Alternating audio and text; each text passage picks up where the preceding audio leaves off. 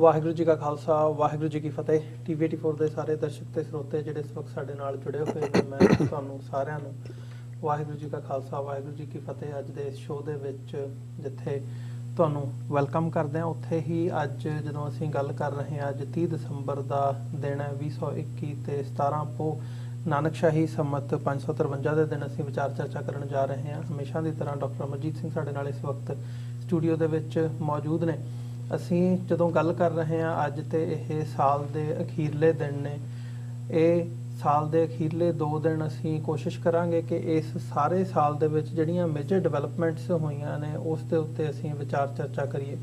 ਖਾਸ ਤੌਰ ਤੇ ਜਦੋਂ ਅਸੀਂ ਅੰਤਰਰਾਸ਼ਟਰੀ ਪੱਧਰ ਤੇ ਦੇਖਦੇ ਹਾਂ, ਸਾਊਥ ਏਸ਼ੀਅਨ ਪਰਸਪੈਕਟਿਵ ਦੇ ਵਿੱਚ ਦੇਖਦੇ ਹਾਂ, ਜਾਂ ਜਿੱਥੋਂ ਅਸੀਂ ਬਿਲੋਂਗ ਕਰਦੇ ਹਾਂ ਪੰਜਾਬ ਦੀ ਧਰਤੀ, ਭਾਰਤ ਦੇ ਵਿੱਚ ਜਿਹੜੀਆਂ ਚੇਂਜਸ ਆਈਆਂ ਨੇ, ਜਿਹੜੀਆਂ ਡਿਵੈਲਪਮੈਂਟਸ ਹੋਈਆਂ ਨੇ, ਤੇ ਉਹ ਕਿਸ ਗੱਲ ਵੱਲ ਇਸ਼ਾਰਾ ਕਰਦੀਆਂ ਨੇ, ਕਿੱਧਰ ਨੂੰ ਜਿਹੜਾ ਆ ਇਸ ਵਕਤ ਜਿਹੜੀ ਸਿਆਸਤ ਹੈ ਉਹ ਕਿੱਧਰ ਨੂੰ ਜਾ ਰਹੀ ਹੈ, ਲੋਕਾਂ ਦੀ ਜ਼ਿੰਦਗੀ ਕਿਵੇਂ ਪ੍ਰਭਾਵਿਤ ਹੋ ਰਹੀ ਹੈ। ਤੇ ਖਾਸ ਤੌਰ ਤੇ ਜਦੋਂ ਅਸੀਂ ਸਿੱਖ ਨੇਸ਼ਨ ਦੀ ਕੌਮ ਦੀ ਗੱਲ ਕਰਦੇ ਹਾਂ, ਉਸ ਹਵਾਲੇ ਨਾਲ ਇਸ ਸਾਰੇ ਸਾਲ ਨੂੰ ਐਨਾਲਾਈਜ਼ ਕਰਨ ਦੀ ਕੋਸ਼ਿਸ਼ ਕਰਾਂਗੇ ਅੱਜ ਦੇ ਤੇ ਕੱਲ੍ਹ ਦੇ ਪ੍ਰੋਗਰਾਮ ਦੇ ਵਿੱਚ।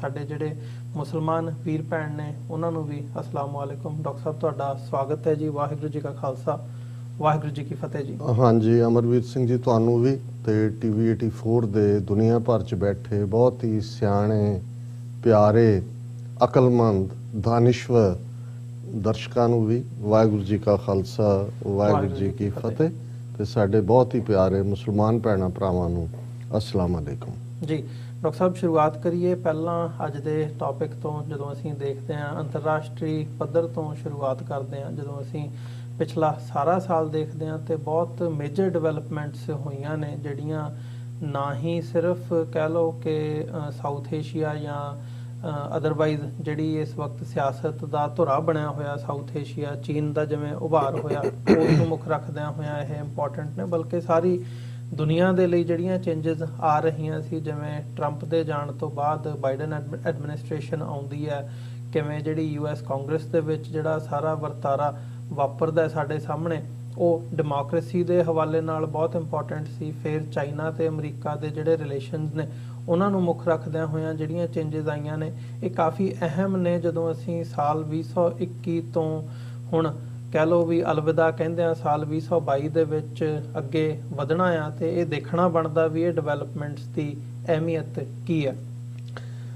ਦੇਖੋ, ਸਭ ਤੋਂ ਪਹਿਲਾਂ ਤਾਂ ਅਸੀਂ ਅੱਜ ਸਾਨੂੰ ਇਹ ਖਬਰ ਮਿਲੀ ਹੈ ਕਿ ਗੁਰਦੁਆਰਾ ਜਨਮ ਸਥਾਨ ਨਨਕਾਣਾ ਸਾਹਿਬ, ਜਿਹੜੇ ਗੁਰੂ ਨਾਨਕ ਸਾਹਿਬ ਦਾ ਬਰਥ ਪਲੇਸ ਹੈ, ਸਾਡੇ ਮੱਕੇ ਵਾਂਗ ਹੈ, ਉੱਥੋਂ ਦੇ ਹੈੱਡ ਗ੍ਰੰਥੀ ਗਿਆਨੀ ਰਵੇਲ ਸਿੰਘ ਜਿਹੜੇ ਬਜ਼ੁਰਗ ਸਨ, ਉਹ ਇਸ ਦੁਨੀਆ ਨੂੰ ਅਲਵਿਦਾ ਕਹਿ ਗਏ ਨੇ ਜੀ। ਅਸੀਂ ਨਿਹਾਇਤ ਇਸ ਗੱਲ ਦੇ ਲਈ ਜਿਹੜਾ ਇਸ ਦਾ ਅਫਸੋਸ ਵੀ ਮਹਿਸੂਸ ਕਰਦੇ ਹਾਂ, ਪਰ ਅਸੀਂ ਸਮਝਦੇ ਹਾਂ ਕਿ ਵੀ ਉਹਨਾਂ ਨੇ ਉਸ ਪਵਿੱਤਰ ਧਰਤੀ ਦੇ ਉੱਤੇ ਸੇਵਾ ਕਰਦਿਆਂ ਜੋ ਗੁਰੂ ਦੀਆਂ ਖੁਸ਼ੀਆਂ ਹਾਸਲ ਕੀਤੀਆਂ, ਗੁਰੂ ਉਹਨਾਂ ਨੂੰ ਉਹਨਾਂ ਦੀ ਰੂਹ ਨੂੰ ਆਪਣੇ ਚਰਨਾਂ 'ਚ ਨਿਵਾਸ ਬਖਸ਼ਣ। ਔਰ ਉਹਨਾਂ ਦੀ ਡਿਸਟਿੰਗੁਇਸ਼ਡ ਫੈਮਿਲੀ ਹੈ, ਉਹਨਾਂ ਦੇ ਬੇਟੇ ਮਹਿੰਦਰਪਾਲ ਸਿੰਘ ਉਹ MPA ਨੇ, ਮੈਂਬਰ ਪ੍ਰੋਵਿੰਸ਼ੀਅਲ ਅਸੈਂਬਲੀ, ਉਹਨਾਂ ਦੇ ਸਨ ਇਨ ਲਾਅ 2 ਉਹਨਾਂ 'ਚੋਂ ਇੱਕ ਪ੍ਰੋਫੈਸਰ ਕਲਿਆਣ ਸਿੰਘ ਜਿਹੜੇ ਕਿ ਪ੍ਰੋਫੈਸਰ ਨੇ ਉੱਥੇ ਯੂਨੀਵਰਸਿਟੀ ਦੇ ਵਿੱਚ, ਦੂਸਰੇ ਭਾਈ ਗੋਪਾਲ ਸਿੰਘ ਉਹ ਵੀ ਇੱਕ ਆਪਣੇ ਕਿਸਮ ਦੀ ਸ਼ੋਹਰਤ ਰੱਖਦੇ ਨੇ। ਔਰ ਅਸੀਂ ਇਸ ਦੁਖਦਾਈ ਖਬਰ ਦੇ ਉੱਤੇ ਜਿੱਥੇ ਉਹਨਾਂ ਦੇ ਨਾਲ ਅਫਸੋਸ ਦਾ ਇਜ਼ਹਾਰ ਕਰਦੇ ਹਾਂ, ਉੱਥੇ ਅਸੀਂ ਸਮਝਦੇ ਹਾਂ ਕਿ ਪਾਕਿਸਤਾਨ ਦੇ ਗੁਰਧਾਮ ਜਿਹੜੇ ਅੱਜ ਤੋਂ ਕੁਝ ਵਰ੍ਹੇ ਪਹਿਲਾਂ ਤੱਕ ਬਿਲਕੁਲ ਇੱਕ ਆਇਰਨ ਵਾਲ ਵਾਂਗ ਜੋ ਭਾਰਤੀ ਹਕੂਮਤ ਦੀਆਂ ਨੀਤੀਆਂ ਸੀ, ਉਹ ਨਹੀਂ ਸੀ ਚਾਹੁੰਦੇ ਕਿ ਸਿੱਖ ਆਪਣੇ ਗੁਰਧਾਮਾਂ ਦੇ ਦਰਸ਼ਨ ਕਰ ਸਕਣ, ਦੋਨਾਂ ਕੌਮਾਂ ਦੀ ਸਾਂਝ ਬਣੇ। ਲੇਕਿਨ ਇਹਨਾਂ ਵਰ੍ਹਿਆਂ ਦੇ ਵਿੱਚ ਖਾਸ ਤੌਰ ਤੇ 2019 ਤੋਂ ਬਾਅਦ, ਜਦੋਂ ਕਿ 9 ਨਵੰਬਰ 2019 ਨੂੰ ਕਰਤਾਰਪੁਰ ਸਾਹਿਬ ਦਾ ਲਾਂਘਾ ਪਾਕਿਸਤਾਨ ਦੀ ਹਕੂਮਤ ਦੇ ਐਫਰਟ ਨਾਲ ਖੋਲ੍ਹਿਆ ਜਾਂਦਾ ਹੈ, ਉਸ ਤੋਂ ਬਾਅਦ ਇਹ ਸਾਂਝਾਂ ਬਹੁਤ ਪੀੜ੍ਹੀਆਂ ਹੋਈਆਂ ਨੇ।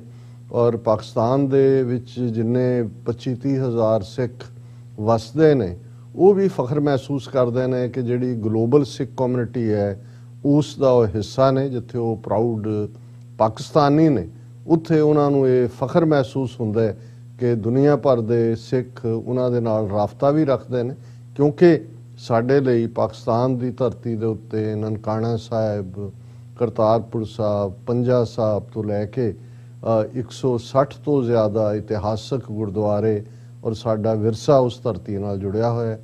ਗਿਆਨੀ ਰਵੇਲ ਸਿੰਘ ਬਹੁਤ ਗੁਰਮੁਖ ਸੁਭਾਅ ਦੇ, ਉਹਨਾਂ ਦੀ ਪਿਕਚਰ ਤੁਸੀਂ ਦੇਖ ਸਕਦੇ ਹੋ ਸਕਰੀਨ ਦੇ ਉੱਤੇ ਕਿ ਇੱਕ ਸੇਂਟਲੀ ਉਹਨਾਂ ਦੀ ਜਿਹੜੀ ਚਿਹਰੇ ਦੇ ਉੱਤੇ ਉਹਨਾਂ ਦੇ ਨੂਰ ਔਰ ਇੱਕ ਫਕੀਰ ਨੁਮਾ ਉੱਥੇ ਨਿਸ਼ਕਾਮ ਰਹਿ ਕੇ ਉਹਨਾਂ ਨੇ ਸੇਵਾ ਕੀਤੀ ਹੈ। ਸੋ ਅਸੀਂ ਸਾਰੇ ਪਰਿਵਾਰ ਦੇ ਨਾਲ ਇੱਕ ਵਾਰ ਫੇਰ ਹਮਦਰਦੀ ਦਾ ਇਜ਼ਹਾਰ ਕਰਦੇ ਹਾਂ। ਬੇਸ਼ੱਕ ਜਦੋਂ ਨਵੇਂ ਵਰੇ ਦੀ ਗੱਲ ਹੁੰਦੀ ਹੈ ਔਰ ਅਕਸਰ ਮੈਂ ਇਹ ਕੰਸਿਸਟੈਂਟਲੀ ਕਹਿੰਦਾ ਵੀ ਰਿਹਾ ਕਿ ਸੰਨ ਉਹਨਾਂ ਦੇ ਚੱਲਦੇ ਨੇ, ਸਿੱਕੇ ਉਹਨਾਂ ਦੇ ਚੱਲਦੇ ਨੇ, ਮੋਹਰਾਂ ਉਹਨਾਂ ਦੀਆਂ ਚੱਲਦੀਆਂ ਨੇ ਜਿਨ੍ਹਾਂ ਦੇ ਕੋਲ ਪੋਲੀਟੀਕਲ ਪਾਵਰ ਹੁੰਦੀ ਹੈ, ਜਿਨ੍ਹਾਂ ਦੇ ਕੋਲ ਸੋਵਰਨਿਟੀ ਹੁੰਦੀ ਹੈ। ਸੋ ਜ਼ਾਹਰ ਹੈ ਜਦੋਂ ਅਸੀਂ ਇਹਨਾਂ ਵਰਿਆਂ ਦੀ ਗੱਲ ਕਰ ਰਹੇ ਹਾਂ, 2021 ਨੂੰ ਅਲਵਿਦਾ ਕਹਿਣਾ, 2022 ਨੂੰ ਵੈਲਕਮ ਕਹਿਣਾ, ਕੱਲ ਰਾਤ midnight New York new year Eve ਦੇ ਮੌਕੇ ਦੇ ਉੱਤੇ ਦੁਨੀਆ ਭਰ ਦੇ ਵਿੱਚ ਲੋਕ ਇਸ ਨਵੇਂ ਵਰੇ ਨੂੰ ਦੇਖਣ ਦੇ ਲਈ ਜਿਹੜਾ ਉਹ ਥਾਂ ਥਾਈਂ ਜਾਣਗੇ। ਨਿਊਯਾਰਕ ਦਾ ਟਾਈਮ ਸਕੁਏਅਰ ਇਸ ਮੌਕੇ ਦੇ ਉੱਤੇ ਇੱਕ ਖਾਸ ਅਟਰੈਕਸ਼ਨ ਰੱਖਦਾ ਹੈ।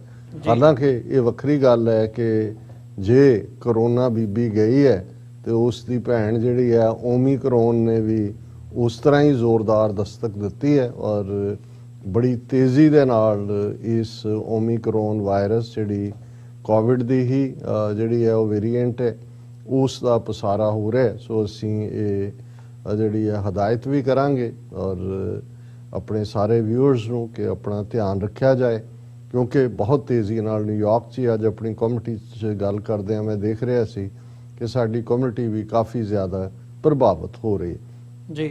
ਫਿਰ ਵੀ ਕਿਉਂਕਿ ਪੋਲੀਟੀਕਲ ਜਦੋਂ ਅਸੀਂ ਗੱਲ ਕਰਦੇ ਹਾਂ ਕਿ ਹਰ ਵਰੇ ਨੂੰ ਇਸ ਵੇਲੇ ਬੇਸ਼ੱਕ ਸਿੱਖਾਂ ਦਾ ਆਪਣਾ ਕੈਲੰਡਰ ਨਾਨਕਸ਼ਾਹੀ ਕੈਲੰਡਰ ਹੈ ਔਰ ਨਾਨਕਸ਼ਾਹੀ ਕੈਲੰਡਰ ਮੁਤਾਬਕ ਨਵੇਂ ਸਾਲ ਦਾ ਆਗਾਜ਼ ਪਹਿਲੀ ਚੇਤ ਨੂੰ ਹੁੰਦਾ ਹੈ। ਪਹਿਲੀ ਚੇਤ ਜਿਹੜੀ 14 ਮਾਰਚ ਨੂੰ ਹੈ। ਇਸੇ ਤਰ੍ਹਾਂ ਇਸਲਾਮ ਨੂੰ ਮੰਨਣ ਵਾਲਿਆਂ ਨੂੰ ਫਖਰ ਹੈ ਕਿ ਉਹਨਾਂ ਦੇ ਕੋਲ ਹਿਜਰੀ ਸੰਮਤ ਹੈ, ਹਿਜਰੀ ਕੈਲੰਡਰ ਹੈ ਜਿਸ ਦਾ ਸਬੰਧ ਉਸ ਸਾਲ ਤੋਂ ਜੁੜਦਾ ਹੈ। ਉਸ ਦੀ ਬਿਗਨਿੰਗ ਹੁੰਦੀ ਹੈ ਜਦੋਂ ਕਿ ਹਜ਼ਰਤ ਮੁਹੰਮਦ ਸਾਹਿਬ ਮੱਕੇ ਤੋਂ ਮਦੀਨੇ ਹਿਜਰਤ ਕਰਕੇ ਜਾਂਦੇ ਨੇ। ਲੇਕਿਨ ਕਿਉਂਕਿ ਡੋਮੀਨੈਂਸ ਵੈਸਟ ਦੀ ਹੋਈ ਔਰ ਜੀਸਸ ਕ੍ਰਾਈਸਟ ਦੇ ਨਾਲ, ਕਿਉਂਕਿ ਇਸ ਦਾ ਨਾਂ ਵੀ ਜਦੋਂ ਅਸੀਂ ਵਰਲਡ ਹਿਸਟਰੀ ਵੀ ਦੇਖਦੇ ਹਾਂ ਜਾਂ ਪੜ੍ਹਦੇ ਹਾਂ ਤੇ ਜੀਸਸ ਦੇ ਜਨਮ ਤੋਂ ਪਹਿਲਾਂ ਦਾ ਜਿਹੜਾ ਇਤਿਹਾਸ ਹੈ ਉਹਨੂੰ BC ਕਿਹਾ ਜਾਂਦਾ ਹੈ, ਬਿਫੋਰ ਕ੍ਰਾਈਸਟ।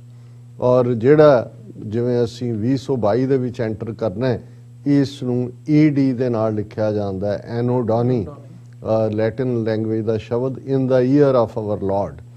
ਔਰ ਜ਼ਾਹਰ ਹੈ ਕਿ ਇਹ ਪੋਲੀਟੀਕਲ ਪਾਵਰ ਦੀ ਗੱਲ ਔਰ ਅਸੀਂ 35 ਮਿਲੀਅਨ ਸੇ ਕੌਮ ਜਦੋਂ ਕਿ ਆਪਣੀ ਸੋਵਰਨਿਟੀ ਦੇ ਲਈ, ਆਪਣੀ ਹੋਂਦ ਦੇ ਲਈ, ਆਪਣਾ ਨੇਸ਼ਨ, ਆਪਣੀ ਜ਼ਮੀਨ ਲੈਣ ਦੇ ਲਈ ਸਟਰਗਲ ਕਰ ਰਹੇ ਹਾਂ। ਇਸ ਲਈ ਇਹ ਸਾਡੇ ਲਈ ਫਿਰ ਰਿਮਾਈਂਡਰ ਹੁੰਦਾ ਹੈ ਕਿ ਉਹਨਾਂ ਦੇ ਸੰਮਤ ਚੱਲਦੇ ਨੇ, ਉਹਨਾਂ ਦੇ ਝੰਡੇ ਝੂਲਦੇ ਨੇ, ਉਹਨਾਂ ਦੀਆਂ ਕਰੰਸੀ ਚੱਲਦੀਆਂ ਨੇ ਜਿਨ੍ਹਾਂ ਦੇ ਕੋਲ ਪੋਲੀਟੀਕਲ ਪਾਵਰ ਹੁੰਦੀ। ਹੁਣ ਅਸੀਂ ਜਦੋਂ ਇਸ ਵਰਾ 2021 ਨੂੰ ਇੱਕ ਐਨਾਲਿਟੀਕਲ ਅੱਖ ਦੇ ਨਾਲ, ਬੇਸ਼ੱਕ ਕੋਈ ਦਿਨ ਐਸਾ ਨਹੀਂ ਹੁੰਦਾ ਜਿੱਦਣ ਕੋਈ ਕੁਛ ਦੁਨੀਆ 'ਚ ਵਾਪਰਿਆ ਨਾ ਹੋਏ ਤੇ 365 ਦਿਨਾਂ ਨੂੰ ਤੁਸੀਂ ਇੱਕ 2 ਦਿਨਾਂ ਦੇ ਟਾਈਮ ਦੇ ਉੱਤੇ, ਜਿਵੇਂ ਤੁਸੀਂ ਕਿਹਾ ਵੀ 2 ਦਿਨ ਇਹਨੂੰ ਅਸੀਂ ਡਿਸਕਸ ਕਰਾਂਗੇ, ਉਸ ਨੂੰ ਅਸੀਂ ਜਿਹੜਾ ਬਰਡਸ ਆਈ ਵਿਊ ਲੈ ਸਕਦੇ ਹਾਂ। ਜਿਵੇਂ ਇੱਕ ਪੰਛੀ ਉੜਦਾ ਜਾਂਦਾ ਜਿਹਨੂੰ ਅਸੀਂ ਪੰਛੀ ਝਾਤ ਕਹਿੰਦੇ, ਔਰ ਉਹਦੇ 'ਚ ਕੋਈ ਸ਼ੱਕ ਨਹੀਂ ਹੈ ਕਿ ਫੈਬਰੂਰੀ ਮਾਰਚ 2020 ਦੇ ਵਿੱਚ ਕੋਵਿਡ-19 ਦੀ ਦਸਤਕ ਹੁੰਦੀ ਹੈ। ਵੁਹਾਨ ਤੋਂ ਉਸ ਦੀ ਸ਼ੁਰੂਆਤ ਕਹੀ ਜਾਂਦੀ ਹੈ ਔਰ ਫਿਰ ਜਿਸ ਤੇਜ਼ੀ ਨਾਲ 2020 ਦੇ ਵਿੱਚ ਇਸ ਦਾ ਕਹਿਰ ਦੁਨੀਆ ਦੇ ਉੱਤੇ ਨਾਜ਼ਲ ਹੁੰਦਾ ਹੈ, ਇਹ ਆਸ ਕੀਤੀ ਜਾਂਦੀ ਸੀ ਕਿ 2021 ਦੀ ਸਮਰ ਤੱਕ ਪਹੁੰਚਦਿਆਂ ਇਹ ਜਿਹੜਾ ਹੈ ਇਸ ਦਾ ਕਾਫੀ ਹੱਦ ਤੱਕ ਖਾਤਮਾ ਹੋ ਜਾਏਗਾ। ਲੇਕਿਨ ਅਨਫੋਰਚੂਨੇਟਲੀ ਇਵੇਂ ਹੋਇਆ ਨਹੀਂ ਜਦੋਂ ਤੱਕ ਉਹ ਵਿੰਟਰ ਤੱਕ ਆਇਆ। ਔਰ ਹੁਣ ਜਿਉਂ ਹੀ ਅਸੀਂ ਵਿੰਟਰ ਦੇ ਵਿਚਕਾਰ ਆਏ ਹਾਂ, ਹੁਣ ਓਮੀਕਰੋਨ ਜਿਹੜਾ ਫੁੱਲ ਸਕੇਲ ਯੂਰਪ ਦੇ ਵਿੱਚ ਔਰ ਅਫਰੀਕਾ ਤੋਂ ਉਸ ਦੀ ਸ਼ੁਰੂਆਤ ਹੁੰਦੀ ਹੈ ਔਰ ਹੁਣ ਅਸੀਂ ਅਮਰੀਕਾ ਦੇ ਵਿੱਚ ਵੀ ਔਰ ਭਾਰਤ ਦੇ ਵਿੱਚ ਵੀ 20 ਤੋਂ ਜ਼ਿਆਦਾ ਕੇਸ ਜਿਹੜੇ ਨੇ ਉਸ ਦੇ ਡਿਟੈਕਟ ਹੋਏ ਨੇ। ਜੀ ਸੋ ਕਿਉਂਕਿ ਇਹ 2020 ਤੋਂ ਹੀ ਇਸ ਕੋਵਿਡ-19 ਨੇ ਦੁਨੀਆ ਦੀ ਇਕਨੋਮੀ ਨੂੰ ਕ੍ਰਿਪਲ ਕਰ ਦਿੱਤਾ ਹੈ, ਮੂਵਮੈਂਟ ਖਤਮ ਹੋ ਗਈ, ਕੋਈ ਵੀ ਘਰਾਂ ਦੇ ਅੰਦਰ ਤਾੜੇ ਗਏ, ਔਰ ਬਹੁਤ ਸਾਰੇ ਜਿਹੜੇ 2021 ਚ ਦੇ ਪ੍ਰਭਾਵ ਦੇਖਣ ਚ ਆਏ। ਇੱਕ ਜੇ ਮੈਂਟਲ ਹੈਲਥ ਇਸ਼ੂਜ਼ ਵੱਲ ਵੀ ਅਸੀਂ ਨਿਗਾਹ ਮਾਰੀਏ ਤੇ ਇਸ ਨੇ ਬਹੁਤ ਬੁਰੀ ਤਰ੍ਹਾਂ ਪ੍ਰਭਾਵਿਤ ਕੀਤਾ ਹੈ ਹਰ ਇੱਕ ਦੀ ਜ਼ਿੰਦਗੀ ਨੂੰ। ਕੱਲੇ ਇਸ ਅਮਰੀਕਾ ਮੁਲਕ ਦੇ ਵਿੱਚ 2020 ਤੋਂ ਸ਼ੁਰੂਆਤ ਤੋਂ ਔਰ 2021 ਚ ਜਦੋਂ ਖਾਸਾ ਜ਼ੋਰ ਰਿਹਾ, ਭਾਰਤ ਦੇ ਵਿੱਚ ਵੀ ਅਸੀਂ ਦੇਖਦੇ ਹਾਂ ਕਿ ਅਪ੍ਰੈਲ ਦੇ ਮਹੀਨੇ 'ਚ ਲੱਖਾਂ ਮੌਤਾਂ ਆਕਸੀਜਨ ਦੀ ਕਮੀ ਕਰਕੇ ਹੋਈਆਂ। ਅਮਰੀਕਾ 'ਚ ਵੀ ਜਦੋਂ ਅਸੀਂ ਹੁਣ ਇਸ ਦਸੰਬਰ ਐਂਡ ਦੇ ਉੱਤੇ ਗੱਲ ਕਰ ਰਹੇ ਹਾਂ ਤੇ ਇੱਕ ਜਿਹੜਾ ਈਵਨ ਜਿਸ ਦੇ ਉੱਤੇ ਕੁਐਸਚਨ ਮਾਰਕ ਵੀ ਲੱਗ ਸਕਦਾ ਹੈ ਕਿ ਈਵਨ ਕੰਜ਼ਰਵੇਟਿਵਲੀ 8 ਲੱਖ ਤੋਂ ਜ਼ਿਆਦਾ ਮੌਤਾਂ ਜਿਹੜੀਆਂ ਨੇ ਇਕੱਲੇ ਅਮਰੀਕਾ 'ਚ ਹੋਈਆਂ ਨੇ। ਭਾਰਤ ਦੇ ਵਿੱਚ ਜਿਹੜੀਆਂ ਇੰਟਰਨੈਸ਼ਨਲ ਇੰਸਟੀਚਿਊਟਸ ਦਾ ਡਾਟਾ ਹੈ ਉਹਦੇ ਥੱਲੇ 40 ਤੋਂ 45 ਲੱਖ ਮੌਤਾਂ ਹੋਈਆਂ ਨੇ। ਤੇ ਜੇ ਅਸੀਂ ਇਸ ਦੇ ਨਾਲ ਬਾਕੀ ਦੁਨੀਆ 'ਚ ਜਿੱਥੋਂ ਕਿਤੇ ਫਿਗਰਸ ਆਈਆਂ ਨਹੀਂ ਆਈਆਂ, ਚਾਈਨਾ ਵਾਲੇ ਆਪਣਾ ਡਾਟਾ ਦੱਬ ਲੈਂਦੇ ਨੇ, ਇਹੀ ਹਾਲ ਅਸੀਂ ਬ੍ਰਾਜ਼ੀਲ ਔਰ ਦੂਸਰੀ ਥਾਂ ਤੇ ਦੇਖਦੇ ਹਾਂ, ਤੇ ਇਹ ਈਜ਼ੀਲੀ ਨੰਬਰ ਜਿਹੜਾ ਹੈ ਉਹ ਕਰੋੜਾਂ 'ਚ ਚਲਿਆ ਜਾਂਦਾ ਹੈ ਔਰ ਹੰਡਰਡਸ ਆਫ ਮਿਲੀਅਨਸ ਜਿਹੜੇ ਨੇ ਉਹ ਪ੍ਰਭਾਵਿਤ ਹੋਏ। ਇਹ ਤਾਂ ਇੱਕ ਡੈਡ ਨੇ, ਇੱਕ ਉਹ ਨੇ ਜਿਨ੍ਹਾਂ ਨੇ ਸਫ਼ਰ ਕੀਤਾ ਔਰ ਸਫ਼ਰ ਕਰਨ ਤੋਂ ਬਾਅਦ ਵੀ ਤੁਸੀਂ ਉਸ ਕਿਸਮ ਦੇ ਸਿੰਪਟਮਸ ਦੇਖ ਸਕਦੇ ਹੋ। ਕਿਸੇ ਦੀ ਸੈਂਸ ਆਫ ਟੇਸਟ ਖਤਮ ਹੋ ਗਿਆ, ਉਹਨਾਂ ਦੇ ਟੇਸਟ ਬਡਸ ਖਤਮ ਹੋ ਗਏ। ਕਈ ਜਿਹੜੇ ਨੇ ਉਹ ਰੈਸਪੀਰੇਟਰੀ ਔਰ ਦੂਸਰੀਆਂ ਕੰਪਲਿਕੇਸ਼ਨਸ ਦਾ ਸ਼ਿਕਾਰ ਹੋਏ, ਕੁਛ ਦੀ ਈਵਨ ਮੈਮਰੀ ਇਫੈਕਟਡ ਹੋਈ। ਸੋ ਇਹ ਇੱਕ ਬਹੁਤ ਵੱਡਾ ਕ੍ਰਾਈਸਿਸ ਸੀ, ਕੁੱਲ ਇਨਸਾਨੀਅਤ ਲਈ ਸੀ। ਪਰ ਜੇ ਪੋਜ਼ਿਟਿਵ ਨੋਟ ਤੇ ਕਹਿਣਾ ਹੋਏ, ਔਰ ਇਹ ਕ੍ਰੈਡਿਟ ਟਰੰਪ ਐਡਮਿਨਿਸਟ੍ਰੇਸ਼ਨ ਨੂੰ ਜਾਂਦਾ ਹੈ ਕਿ 2020 ਦੇ ਵਿੱਚ ਹੀ ਜਦੋਂ ਇਸ ਦੀ ਜਿਹੜਾ ਜ਼ੋਰ ਪੈਣਾ ਸ਼ੁਰੂ ਹੋਇਆ, ਪਹਿਲਾਂ ਤਾਂ ਉਹ ਡਿਨਾਇਲ ਮੋਡ 'ਚ ਹੀ ਸੀ ਟਰੰਪ ਐਡਮਿਨਿਸਟ੍ਰੇਸ਼ਨ, ਫਿਰ ਉਹਨਾਂ ਨੇ ਜਿਵੇਂ ਇੱਕ ਵੱਡਾ ਚੰਕ ਇਸ ਦੀ ਵੈਕਸੀਨੇਸ਼ਨ ਦੇ ਲਈ ਮਨੀ ਦਾ ਕੱਢਿਆ। ਉਹਦਾ ਨਤੀਜਾ ਸੀ ਕਿ ਦਸੰਬਰ 2020 ਤੱਕ ਪਹੁੰਚਦੇ ਆ, ਜਿਉਂ ਹੀ ਪ੍ਰੈਜ਼ੀਡੈਂਸੀ ਨਵੰਬਰ ਦੀ ਜਿਹੜੀ ਹੈ ਉਸ ਦੀਆਂ ਵੋਟਾਂ ਪੈ ਜਾਂਦੀਆਂ ਨੇ, ਵੈਕਸੀਨੇਸ਼ਨ ਦਾ ਜਿਹੜੀ ਹੈ ਪ੍ਰੋਸੈਸ ਉਹ ਸ਼ੁਰੂ ਹੋ ਚੁੱਕੀ ਸੀ।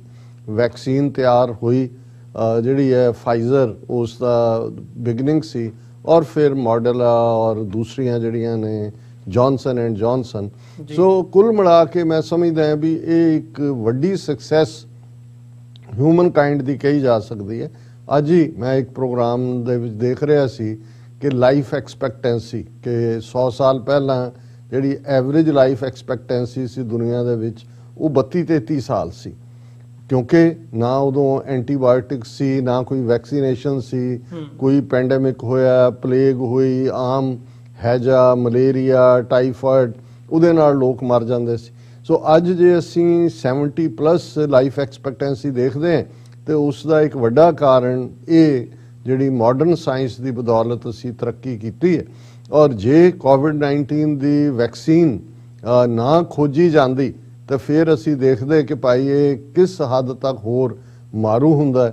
ਸੋ ਇਹ ਔਰ ਇਹੀ ਨਹੀਂ, ਇੱਕ ਗੱਲ ਨੂੰ ਵਰਲਡ ਹੈਲਥ ਆਰਗੇਨਾਈਜੇਸ਼ਨ ਨੇ UN ਦੀ ਕਮਾਂਡ ਥੱਲੇ ਯਕੀਨੀ ਬਣਾਇਆ ਕਿ ਇਹ ਹਰ ਇੱਕ ਤੱਕ ਪਹੁੰਚੇ। ਬੇਸ਼ੱਕ ਮੁਲਕਾਂ ਨੇ ਇਸ ਦੇ ਲਈ ਕਾਫੀ ਇਨਵੈਸਟਮੈਂਟ ਵੀ ਕੀਤੀ, ਲੇਕਿਨ ਸਾਊਥ ਅਫਰੀਕਾ ਤੋਂ ਲੈ ਕੇ ਅਫਰੀਕਨ ਕੰਟੀਨੈਂਟ ਜਾਂ ਸਾਊਥ ਅਮਰੀਕਾ 'ਚ ਵਰਲਡ ਹੈਲਥ ਆਰਗੇਨਾਈਜੇਸ਼ਨ ਦੇ ਪ੍ਰਭਾਵ ਥੱਲੇ ਇਸ ਪਾਰਟ ਨੂੰ ਅੱਗੇ ਤੋਰਿਆ ਗਿਆ। ਲੇਕਿਨ ਇਸ 'ਚੋਂ ਜਿਹੜਾ ਇੱਕ ਨੈਗੇਟਿਵ ਆਸਪੈਕਟ ਉੱਭਰ ਕੇ ਸਾਹਮਣੇ ਖਾਸ ਤੌਰ ਤੇ ਅਮਰੀਕਾ ਵਰਗੇ ਮੁਲਕ 'ਚ ਜਿਹੜਾ ਦੇਖਣ 'ਚ ਆਇਆ ਉਹ ਸੀ ਰੈਜ਼ਿਸਟੈਂਸ। ਇੱਕ ਵੱਡਾ ਤਬਕਾ ਜਿਸ ਨੂੰ ਇੱਕ ਸਟੇਜ ਤੇ ਬੇਸ਼ੱਕ ਟਰੰਪ ਲੀਡ ਕਰ ਰਿਹਾ ਸੀ, ਉਹ ਇਸ ਹੱਦ ਤੱਕ ਅੜ ਗਏ ਕਿ ਵੀ ਜਿਵੇਂ ਇਹ ਉਹਨਾਂ ਦੀ ਜਿਹੜੀ ਹੈ ਮੈਂਡੇਟਰੀ ਵੈਕਸੀਨੇਸ਼ਨ, ਉਹਨਾਂ ਦੀ ਰਾਈਟ ਟੂ ਫਰੀडम ਦੇ ਵਿੱਚ ਜਿਹੜੀ ਆ ਉਹ ਇੰਟਰਫੀਅਰੈਂਸ ਹੈ, ਇਨਫਰਿੰਜ ਅਪਨ ਹੈ। ਨਤੀਜੇ ਦੇ ਤੌਰ ਤੇ ਜੇ ਇਹ ਰੈਜ਼ਿਸਟੈਂਸ ਨਾ ਹੁੰਦੀ ਤੇ ਸ਼ਾਇਦ ਜਿਹੜਾ ਇੰਨਾ ਜ਼ਿਆਦਾ ਡੈਥ ਰੇਟ ਈਵਨ ਅਮਰੀਕਾ 'ਚ 8 ਲੱਖ ਦੇ ਕਰੀਬ ਮੌਤਾਂ, ਉਹਨਾਂ ਨੂੰ ਘਟਾਇਆ ਜਾ ਸਕਦਾ ਸੀ। ਅਜੇ ਵੀ ਇੱਕ ਸਮਾਲ ਤਬਕਾ ਇਸ ਕਿਸਮ ਦੀ ਗੱਲ ਨੂੰ ਲੈ ਕੇ ਤੁਰਿਆ ਹੈ, ਪਰ ਅਸੀਂ ਇਹ ਹੋਪ ਹੀ ਕਰਦੇ ਹਾਂ ਕਿ ਨਵੇਂ ਵਰ੍ਹੇ ਅੰਦਰ ਓਮਿਕਰੋਨ ਵੇਰੀਐਂਟ ਉਸ ਦੇ ਵਿੱਚ ਫੈਟੈਲਿਟੀਜ਼ ਜਾਂ ਡੈਥ ਰੇਟ ਘੱਟ ਹੈ।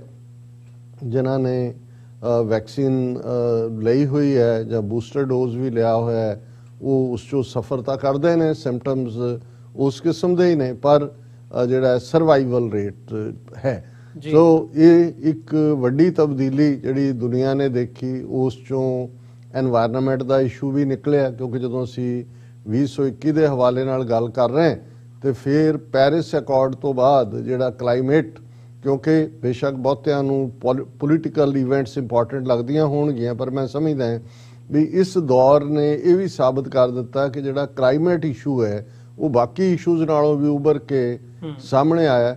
ਔਰ ਇਹ ਅਨਫੋਰਚੂਨੇਟ ਸੀ ਕਿ ਟਰੰਪ ਨੇ ਉਸ ਪੈਰਿਸ ਅਕੋਰਡ ਤੋਂ, ਕਲਾਈਮੇਟ ਅਕੋਰਡ ਤੋਂ ਵਿਦਡਰਾ ਕੀਤਾ। ਨਤੀਜੇ ਦੇ ਤੌਰ ਤੇ ਇਸ এনवायरमेंट ਜਾਂ ਪੋਲਿਊਸ਼ਨ ਔਰ ਇਹ ਇਸ਼ੂ ਜਿਹੜੇ ਨੇ ਇਹ ਪਿੱਛੇ ਚਲੇ ਗਏ। ਲੇਕਿਨ ਗਲਾਸਗੋ ਦੇ ਵਿੱਚ ਜਿਹੜੀ ਰੀਸੈਂਟ 2021 ਦੇ ਵਿੱਚ ਕਲਾਈਮੇਟ ਦੇ ਉੱਤੇ ਸਮਿਟ ਹੁੰਦੀ ਹੈ, ਬੜੇ ਚੰਗੇ ਡਿਸੀਜਨ ਉਸ ਦੇ ਵਿੱਚ ਲਏ ਜਾਂਦੇ ਨੇ, ਔਰ ਕਿਵੇਂ ਪੋਲਿਊਸ਼ਨ ਲੈਵਲ ਘਟਾਉਣਾ ਹੈ, ਕਾਰਬਨ ਲੈਵਲ, ਔਰ ਉਹਦੇ 'ਚ ਕਿਹੜੀਆਂ ਜਿਹੜੀਆਂ ਨੇ ਉਹ ਪ੍ਰੀਕਾਸ਼ਨਸ ਲੈਣ ਦੀ ਲੋੜ ਹੈ। ਔਰ ਅਸੀਂ ਹੋਪ ਕਰਦੇ ਹਾਂ, ਕਿਉਂਕਿ ਗੱਲ ਇਹ ਨਹੀਂ ਹੈ ਅਸੀਂ ਇੱਕ ਕੋਵਿਡ ਦੇ ਕ੍ਰਾਈਸਿਸ ਦੀ ਗੱਲ ਕਰ ਰਹੇ ਹਾਂ, ਪਰ ਇਹ ਜਿਹੜੀ ਕਲਾਈਮੇਟ ਚੇਂਜ ਹੈ ਜਿਸ ਨੇ ਗਲੋਬਲ ਵਾਰਮਿੰਗ ਨੂੰ ਵਰਸਟ ਫਾਰਮ ਦੇ ਵਿੱਚ ਲਿਆਂਦਾ ਹੈ, ਅਸੀਂ ਦੇਖ ਰਹੇ ਹਾਂ ਕਿ ਇਸ ਦੇ ਨਤੀਜੇ ਗਲੇਸ਼ੀਅਰਸ ਦਾ ਮੈਲਟ ਹੋਣਾ, ਅਨਟਾਈਮਲੀ ਫਲੱਡਿੰਗ, ਔਰ ਇਸ ਸਾਰੇ ਦੇ ਨਾਲ ਵੀ ਜੁੜਿਆ ਹੋਇਆ ਹੈ। ਸੋ ਇਹ ਮੇਰੇ ਲਈ ਵੀ ਮੈਂ ਸਮਝਦਾ ਵੀ ਇਹ ਇੱਕ ਇੰਪੋਰਟੈਂਟ ਇਸ਼ੂ ਹੈ ਜਿਸ ਦੀ ਅਸੀਂ ਜ਼ਰੂਰ ਇਸ ਦੇ ਉੱਤੇ ਗੱਲ ਕਰੀਏ, ਕੰਮ ਕਰੀਏ।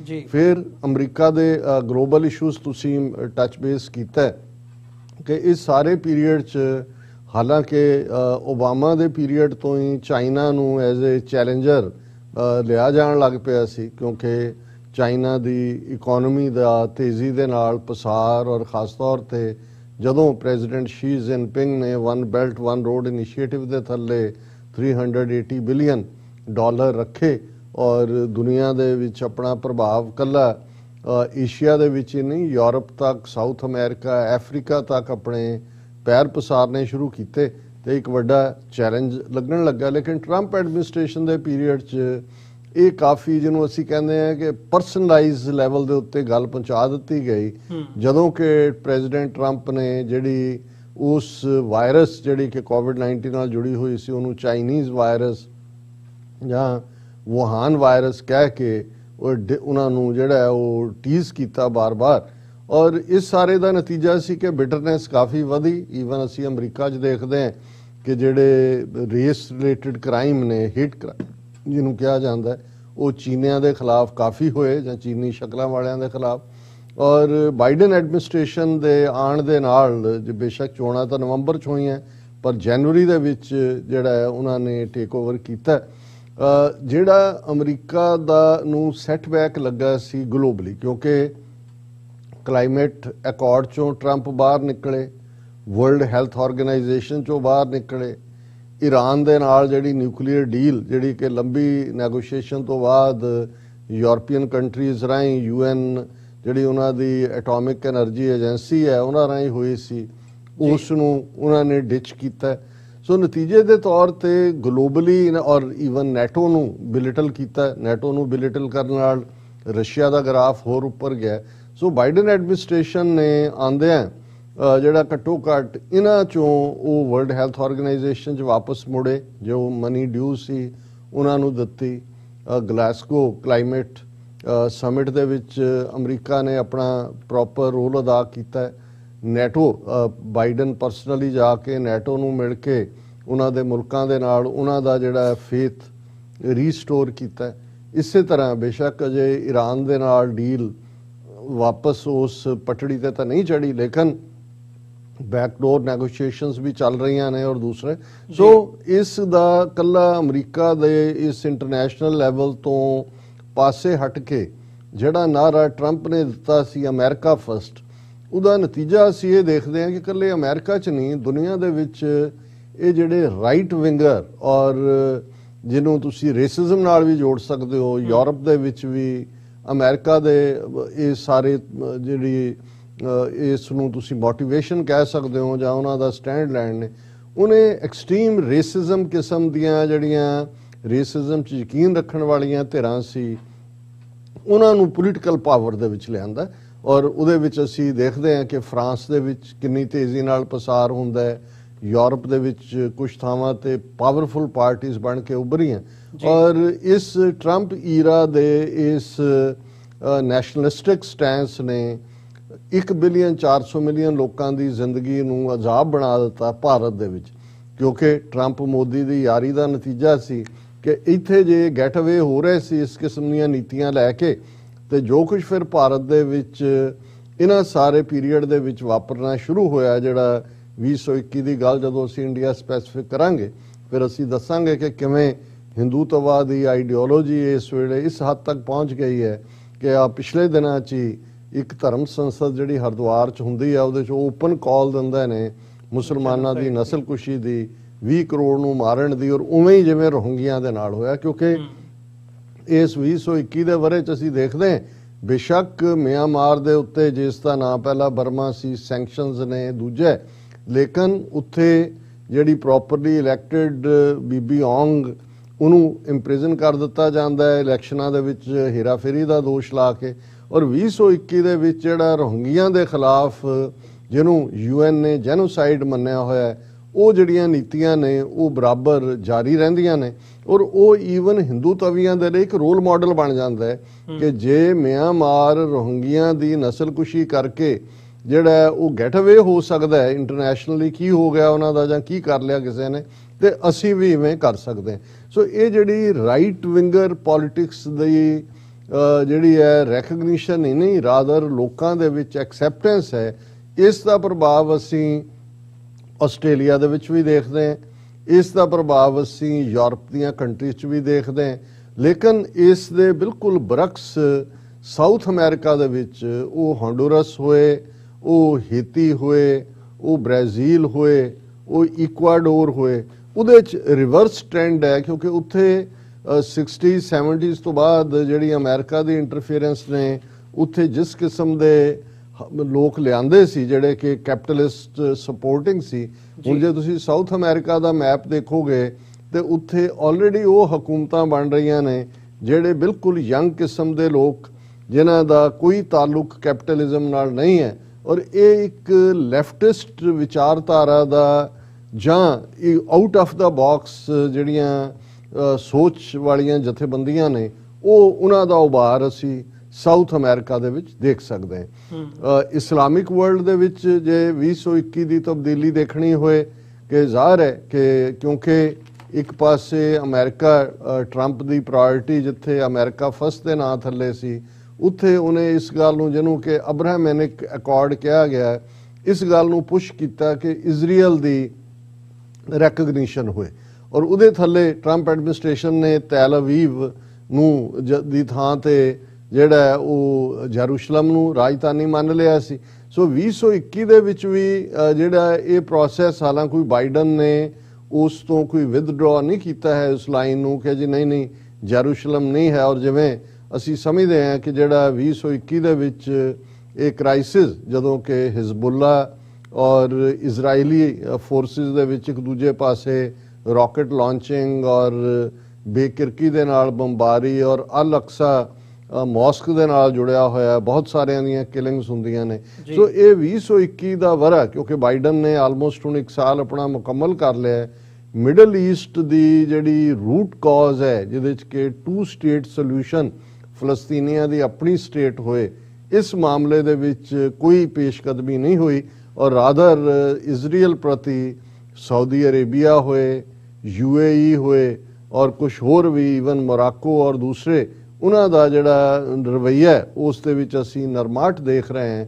ਔਰ ਇਵੇਂ ਲੱਗ ਰਿਹਾ ਜਿਵੇਂ ਕਿ ਫਲਸਤੀਨੀਆਂ ਨੂੰ ਜਿਹੜਾ ਉਹ ਅਬੈਂਡਨ ਕਰ ਦਿੱਤਾ ਹੋਏ ਇਸਲਾਮਿਕ ਵਰਲਡ ਨੇ ਵੀ। ਹਾਲਾਂ OIC ਜਾਂ ਉਹਨਾਂ ਦੇ ਦੂਸਰੇ ਫੋਰਮ ਬਿਆਨਬਾਜ਼ੀ ਜ਼ਰੂਰ ਕਰਦੇ ਨੇ। ਸੋ ਮਿਡਲ ਈਸਟ ਉਸੇ ਤਰੀਕੇ ਦੇ ਨਾਲ ਰਿਹਾ ਇਸ ਪੀਰੀਅਡ ਦੇ ਵਿੱਚ। ਜਿਹੜੇ ਖਾਸ ਤੌਰ ਤੇ ਜੇ ਅਸੀਂ ਅਫਰੀਕਾ ਦੇ ਹਵਾਲੇ ਨਾਲ ਦੇਖੀਏ, ਇਥੋਪੀਆ ਦੇ ਵਿੱਚ ਜਿਹੜੀ ਸਿਵਲ ਵਾਰ ਉਸ ਦੇ ਵਿੱਚ ਕੈਜੂਐਲਟੀਜ਼ ਵਧੀਆਂ, ਯਮਨ ਦੇ ਨਾਲ ਸਾਊਦੀ ਅਰੇਬੀਆ ਦਾ ਕ੍ਰਾਈਸਿਸ ਜਿਹੜਾ ਉਹ ਕਾਫੀ ਵਧਿਆ, ਉਹਦੇ 'ਚ ਡੈਥਸ ਵੀ ਨੇ। ਔਰ ਮਿਡਲ ਈਸਟ ਦੇ ਹਵਾਲੇ ਨਾਲ ਕਿਉਂਕਿ ਜਿੱਥੇ ਅਸੀਂ ਕਲਾਈਮੇਟ ਦੀ ਗੱਲ ਕੀਤੀ, ਬਹੁਤ ਵੱਡਾ ਰਿਫਿਊਜੀ ਕ੍ਰਾਈਸਿਸ ਜਿਹੜਾ ਉਹ 2021 ਦੇ ਵਿੱਚ ਵੀ ਦੇਖਣ 'ਚ ਆਇਆ। ਉਸ ਤੋਂ ਪਿਛਲੇ ਵਰੇ ਦੇ ਵਿੱਚ ਅਸੀਂ ਸੀਰੀਅਨ ਰੈਫਿਊਜੀਜ਼ ਔਰ ਉਹ ਦਰਦਨਾਕ ਇਮੇजेस ਜਾਂ ਪਿਕਚਰਸ ਜਦੋਂ ਹੁਣ ਵੀ ਅਸੀਂ ਇਸ ਵਰੇ ਦੀਆਂ ਸੈਲੈਕਟ ਪਿਕਚਰਸ ਜਿਹਨੂੰ BBC ਜਾਂ ਦੂਸਰਿਆਂ ਨੇ ਦਿੱਤਾ ਹੈ, ਤੇ ਉਹਨਾਂ ਦੇ ਵਿੱਚੋਂ ਦੇਖਦੇ ਹਾਂ ਕਿ ਕਿਵੇਂ ਬੋਟ ਜਿਹੜੇ ਰੈਫਿਊਜੀ ਐਸਕੇਪ ਕਰ ਰਹੇ ਨੇ, ਉਹ ਬੋਟ ਜਿਹੜੀ ਹੈ ਥੱਲੇ ਜਾ ਰਹੀ ਹੈ, ਬੱਚੇ ਉਹਦੇ 'ਚ ਡੁੱਬ ਰਹੇ ਨੇ, ਕਿਵੇਂ ਲੋਕ ਮਰ ਰਹੇ ਨੇ। ਔਰ ਇਸ ਪੀਰੀਅਡ 'ਚ ਕਿਉਂਕਿ ਬਹੁਤ ਵੱਡਾ ਰੈਫਿਊਜੀ ਕ੍ਰਾਈਸਿਸ ਪੈਦਾ ਹੋਇਆ, ਨਤੀਜੇ ਦੇ ਤੌਰ ਤੇ ਆਸ ਕਿਹਦੇ ਤੋਂ ਕੀਤੀ ਜਾ ਸਕਦੀ? ਇੱਕ ਹੈਵ ਨਾਟ ਨੇ ਮਿਡਲ ਈਸਟ 'ਚ ਜੰਗਾਂ ਇਹਨਾਂ ਦੀਆਂ ਸ਼ੁਰੂ ਕੀਤੀਆਂ ਹੋਈਆਂ ਨੇ, ਪਰ ਜਦੋਂ ਉਹ ਰੈਫਿਊਜੀ ਪਰਤਦੇ ਨੇ ਕਿ ਉਹਨਾਂ ਨੇ ਕੋਈ ਉਹਨਾਂ ਨੂੰ ਠਾਹਰ ਚਾਹੀਦੀ ਹੈ ਯੂਰਪ ਵੱਲ, ਤੇ ਅਸੀਂ ਦੇਖਦੇ ਹਾਂ ਕਿ ਪੋਲੈਂਡ ਤੋਂ ਲੈ ਕੇ ਟਰਕੀ ਤੱਕ ਸਾਰੇ ਆਪਣੇ ਦਰਵਾਜ਼ੇ ਬੰਦ ਕਰ ਲੈਂਦੇ ਨੇ। ਔਰ ਨਤੀਜੇ ਦੇ ਤੌਰ ਤੇ ਇੱਕ ਵੱਡਾ ਕ੍ਰਾਈਸਿਸ ਜਿਹੜਾ ਰੈਫਿਊਜੀ ਕ੍ਰਾਈਸਿਸ ਹੈ, ਅੱਜ ਵੀ ਉਹ ਕਿਸ ਮੰਦ ਹਾਲੀ 'ਚ ਰਹਿ ਰਹੇ ਨੇ। ਅਸੀਂ ਕਦੇ ਸਿਰਫ ਫਲਸਤੀਨੀ ਰੈਫਿਊਜੀਆਂ ਦਾ ਹਾਲ ਦੇਖਦੇ ਸੀ ਕਿ ਵੈਸਟ ਬੈਂਕ ਔਰ ਗਾਜ਼ਾ ਦੇ ਵਿੱਚ ਨੇ, ਪਰ ਇਹ ਮਿਡਲ ਈਸਟ ਨੂੰ ਡੀਸਟੈਬਿਲਾਈਜ਼ ਕਰਕੇ ਸੀਰੀਆ ਨੂੰ, ਇਰਾਕ ਨੂੰ, ਲੀਬੀਆ ਨੂੰ ਵੈਸਟਰਨ ਪਾਵਰਸ ਨੇ ਕੋਈ ਵੀ ਉਸ ਦਾ ਤੋੜ ਨਹੀਂ ਦਿੱਤਾ ਹੈ। ਔਰ ਇਹ ਇੱਕ ਵੱਡੇ ਕ੍ਰਾਈਸਿਸ ਦੇ ਤੌਰ ਤੇ ਜਿਹੜਾ ਉਹ ਉਭਰਦਾ ਹੈ। ਔਰ ਜੇ ਅਸੀਂ ਸਬ ਕੰਟੀਨੈਂਟ ਵੱਲ ਨਜ਼ਰ ਮਾਰੀਏ, ਕਿਉਂਕਿ ਜਿਵੇਂ ਤੁਸੀਂ ਕਿਹਾ ਕਿ ਚਾਈਨਾ ਇੱਕ ਮਿਲਟਰੀ ਐਂਡ ਇਕਨੋਮਿਕ ਫੀਲਡ ਦੇ ਵਿੱਚ ਚੈਲੰਜ ਦੇ ਤੌਰ ਤੇ ਉਭਰਦਾ ਹੈ, ਇਸ ਲਈ ਅਮਰੀਕਾ ਦੀ ਨੀਤੀ ਜਿਹੜੀ ਸੀ, ਜਿਹੜੀ ਟਰੰਪ ਐਡਮਿਨਿਸਟ੍ਰੇਸ਼ਨ ਦੇ ਵੇਲੇ ਹੀ ਜਿਸ ਨੂੰ ਦਾ ਫਾਰਮੈਟ ਬਣ ਗਿਆ ਸੀ, ਬਾਈਡਨ ਨੇ ਉਸ ਦੇ ਵਿੱਚ ਕੋਈ ਢਿੱਲ ਨਹੀਂ ਦਿੱਤੀ। ਪਹਿਲਾਂ ਕੁਆਡ ਨਾਂ ਦੀ ਸੰਸਥਾ, ਉਹਨਾਂ ਦੀਆਂ ਵਰਚੁਅਲ ਜ਼ੂਮ ਮੀਟਿੰਗ, ਜਿਸ ਕੁਆਡ ਦੇ ਵਿੱਚ ਅਮਰੀਕਾ, ਆਸਟ੍ਰੇਲੀਆ, ਜਾਪਾਨ ਔਰ ਇੰਡੀਆ, ਪਰ ਕਿਉਂਕਿ ਇੰਡੀਆ ਨੇ ਜੋ ਕੁੱਟ ਚੀਨ ਤੋਂ ਖਾਧੀ, ਉਹ ਜੂਨ 2020 ਦੇ ਵਿੱਚ ਹੀ ਸਾਹਮਣੇ ਆ ਗਿਆ ਸੀ ਕਿ ਕਿਸ ਲੈਵਲ ਦਾ 21 ਤੱਕ ਪਹੁੰਚਦੇ ਆ। ਚਾਈਨਾ ਨੇ thousands of square kilometre territory, ਉਹ ਪੈਂਗੋਂਗ ਸੋ ਲੇਕ ਹੋਏ, ਉਹ ਜਿਹੜਾ ਉਹਨਾਂ ਦਾ ਈਸਟਰਨ ਲਦਾਖ ਫਰੰਟ ਹੋਏ, ਉਹ ਸਾਰੀ ਆਕੂਪਾਈ ਕੀਤੀ। ਸੋ ਅਮਰੀਕਾ ਨੇ ਰਿਅਲਾਈਜ਼ ਕੀਤਾ ਕਿ ਵੀ ਇਹ ਚੀਨ ਦੇ ਖਿਲਾਫ ਇਹਨੇ ਖੜਾ ਨਹੀਂ ਹੋਣਾ, ਇਹਨਾਂ ਦੇ ਤਾਂ ਪੱਲੇ ਹੀ ਕੁਝ ਨਹੀਂ ਹੈ। ਸੋ ਕੁਆਡ ਨੂੰ ਸਾਈਡਲਾਈਨ ਕਰਦੇ ਆ ਅਮਰੀਕਾ ਨੇ ਈਵਨ ਜਿਹੜਾ ਉਹ ਆਪਣੇ ਤੌਰ ਦੇ ਉੱਤੇ ਜਿਹੜਾ ਇੱਕ ਮਿਲਟਰੀ ਅਲਾਇੰਸ ਕੀਤਾ, ਜਿਹਦੇ ਕਰਕੇ ਫਰਾਂਸ ਨੇ ਅਮਰੀਕਾ ਦਾ, ਇਹ ਵੀ ਪਹਿਲੀ ਵਾਰ ਸ਼ਾਇਦ ਅਮਰੀਕਾ ਫਰਾਂਸ ਰਿਲੇਸ਼ਨਸ਼ਿਪ 'ਚ ਹੋਇਆ ਕਿ ਫਰਾਂਸ ਨੇ ਆਪਣਾ ਐਂਬੈਸਡਰ ਅਮਰੀਕਾ ਤੋਂ ਵਾਪਸ ਸੱਦ ਲਿਆ ਸੀ। ਉਹ ਸੀ ਆਕਸ ਡੀਲ ਜੀ। ਆਕਸ ਦੇ ਵਿੱਚ ਆਸਟ੍ਰੇਲੀਆ, ਯੂਨਾਈਟਿਡ ਕਿੰਗਡਮ ਔਰ ਅਮਰੀਕਾ। ਸੋ ਆਕਸ ਜਿਹੜਾ ਕਾਈਂਡ ਆਫ ਮਿਲਟਰੀ ਅਲਾਇੰਸ ਦੇ ਤੌਰ ਦੇ ਉੱਤੇ ਇਸ ਨੂੰ ਦੇਖਿਆ ਜਾ ਰਿਹਾ ਹੈ। ਚਾਈਨਾ ਨੇ ਇਸ ਦੇ ਉੱਤੇ ਬੜਾ ਜ਼ਬਰਦਸਤ ਰਿਐਕਸ਼ਨ ਕੀਤਾ। ਉਹ ਆਸਟ੍ਰੇਲੀਆ ਜਿਹੜਾ ਬੜੀ ਤੇਜ਼ੀ ਨਾਲ ਜਿਹਦੀ ਇਕਨੋਮੀ ਅੱਗੇ ਵਧ ਰਹੀ ਸੀ, ਇਸ ਵੇਲੇ ਸਫਰ ਕਰ ਰਿਹਾ ਹੈ, ਕਿਉਂਕਿ ਚਾਈਨਾ ਨੇ ਕਾਫੀ ਸੈਂਕਸ਼ਨਸ ਵਾਂਗ ਉਹ ਨੀਤੀਆਂ ਬਣਾ ਦਿੱਤੀਆਂ ਨੇ ਕਿ ਆਸਟ੍ਰੇਲੀਆ ਦੀ ਐਕਸਪੋਰਟ ਜਿਹੜੀ 50% ਤੋਂ ਜ਼ਿਆਦਾ ਉਹ ਚੀਨ ਨੂੰ ਕਰਦੇ ਸੀ, ਉਹਨਾਂ ਨੇ ਉਸ ਦੇ ਉੱਤੇ ਰੋਕ ਲਾਈ ਹੋਈ ਹੈ। ਸੋ ਉਸ ਦੀ ਸਫਰਿੰਗ ਆਸਟ੍ਰੇਲੀਆ ਨੂੰ ਹੋਈ, ਲੇਕਿਨ ਆਸਟ੍ਰੇਲੀਆ ਔਰ ਅਮਰੀਕਾ ਕਲੋਜ਼ ਆਏ, ਅਮਰੀਕਾ ਔਰ UK ਕਲੋਜ਼ ਆਏ, ਔਰ ਉਹ ਐਕਸਚੇਂਜ ਆਫ ਡਾਟਾ ਔਰ other way around. Russia Bharat relationship ਜਿਹੜੀਆਂ ਕਈ ਡੈਕੇਡਸ ਤੋਂ, ਕਿਉਂਕਿ ਸੋਵੀਅਤ ਯੂਨੀਅਨ ਦੇ ਖੈਮੇ ਦੇ ਵਿੱਚ ਭਾਰਤ ਗਿਆ ਹੋਇਆ ਸੀ, ਉਹ ਵੀ ਬੁਰੀ ਤਰ੍ਹਾਂ ਪ੍ਰਭਾਵਿਤ ਹੋਈਆਂ, ਕਿਉਂਕਿ ਜਿਉਂ ਹੀ ਭਾਰਤ ਨੇ ਅਮਰੀਕਾ ਦੀ ਕੁਰਬਤ ਲਈ ਔਰ ਇੰਡੋ ਪੈਸੀਫਿਕ ਜਿਹਨੂੰ ਇਹਨਾਂ ਨੇ ਕਹਿਣਾ ਸ਼ੁਰੂ ਕੀਤਾ, ਕੁਆਡ ਵੇਲੇ ਵੀ ਕੁਆਡ ਨੂੰ ਰਸ਼ੀਆ ਨੇ ਜਿਹੜਾ ਉਹ ਉਸ ਖਿੱਤੇ ਦੀ ਜਿਹੜੀ ਹੈ ਨੈਟੋ ਕਿਹਾ ਸੀ, ਰਸ਼ੀਆ ਨਾਰਾਜ਼ ਸੀ। ਔਰ ਕਿਉਂਕਿ ਇੰਡੋ ਪੈਸੀਫਿਕ ਦੇ ਵਿੱਚ ਅਮਰੀਕਾ ਦੇ ਨਾਲ ਪਾਣੀਆਂ ਦੇ ਵਿੱਚ ਸਾਊਥ ਚਾਈਨਾ ਸੀ ਔਰ ਦੂਜੇ ਸਾਂਝਾ, ਸੋ ਰਸ਼ੀਆ ਨੇ ਉਹਨਾਂ ਦੇ ਨਾਲ, ਇੰਡੀਆ ਨਾਲ ਡਾਟਾ ਸਾਂਝਾ ਕਰਨ ਜਾਂ ਦੂਜੀ ਜਿਹੜੀ ਲਾਈਨ ਸੀ ਉਸ ਤੋਂ ਪਾਸਾ ਵਟਿਆ। ਔਰ ਕਿਉਂਕਿ ਰਸ਼ੀਆ ਔਰ ਚਾਈਨਾ ਕਿਉਂਕਿ ਅਸੀਂ ਇਸ ਸੈਗਮੈਂਟ ਦੇ ਵਿੱਚ ਮੋਰ ਇੰਟਰਨੈਸ਼ਨਲ ਪ੍ਰਭਾਵ 2021 ਚ ਕੀ ਨੇ ਉਹਦੀ ਗੱਲ ਕਰ ਰਹੇ। ਸੋ ਰਸ਼ੀਆ ਨੇ ਕਬੂਲ ਲਿਆ ਕਿ ਉਹ ਚਾਈਨਾ ਦਾ ਯੰਗਰ ਬ੍ਰਦਰ ਹੈ, ਔਰ ਇਹ ਰਸ਼ੀਆ ਚਾਈਨਾ ਜਿਹੜੀ ਸਾਂਝ ਹੈ, ਜਿਹਦੇ ਥੱਲੇ ਜੁਆਇੰਟ ਮਿਲਟਰੀ ਐਕਸਰਸਾਈਜ਼ਸ ਵੀ, ਔਰ ਇਹ ਅਮਰੀਕਾ ਦੇ ਲਈ ਇੱਕ ਉਸ ਕਿਸਮ ਦਾ ਕੰਬੀਨੇਸ਼ਨ ਬਣ ਗਿਆ ਜਿਹਦੇ ਪ੍ਰਭਾਵ ਅਸੀਂ ਦੇਖ ਰਹੇ ਹਾਂ ਕਿ ਜੇ ਯੂਕਰੇਨ ਦੇ ਹਵਾਲੇ ਨਾਲ ਅਮਰੀਕਾ ਇੰਟਰਵੀਨ ਵੀ ਕਰਨਾ ਚਾਹੇ, ਕਿਉਂਕਿ ਇਸ ਵੇਲੇ ਜਦੋਂ ਇਹ 2021 ਐਂਡ ਹੋ ਰਿਹਾ ਹੈ, ਜਿਹੜੇ ਵੱਡੇ ਕ੍ਰਾਈਸਿਸ 2-3 ਥਾਵਾਂ ਤੇ ਅਸੀਂ ਦੇਖ ਰਹੇ ਹਾਂ। ਪਹਿਲਾਂ 2021 ਦੇ ਵਿੱਚ ਇੱਕ ਕ੍ਰਾਈਸਿਸ ਜਿਹੜਾ ਅਰਮੀਨੀਆ ਔਰ ਅਜ਼ਰਬਾਈਜਾਨ ਦੇ ਵਿਚਾਲੇ ਸੀ, ਔਰ ਅਜ਼ਰਬਾਈਜਾਨ ਨੇ ਉਹ ਥਾਵਾਂ ਜਿਹੜੀਆਂ ਬੇਸ਼ੱਕ ਟੈਕਨੀਕਲੀ UN ਨੇ ਅਰਮੀਨੀਆ ਉਹਦਾ ਅਜ਼ਰਬਾਈਜਾਨ ਦਾ ਹਿੱਸਾ ਮੰਨਿਆ ਹੋਇਆ ਸੀ, ਪਰ ਆਕੂਪੇਸ਼ਨ ਅਰਮੀਨੀਆ ਕੋਲ ਸੀ।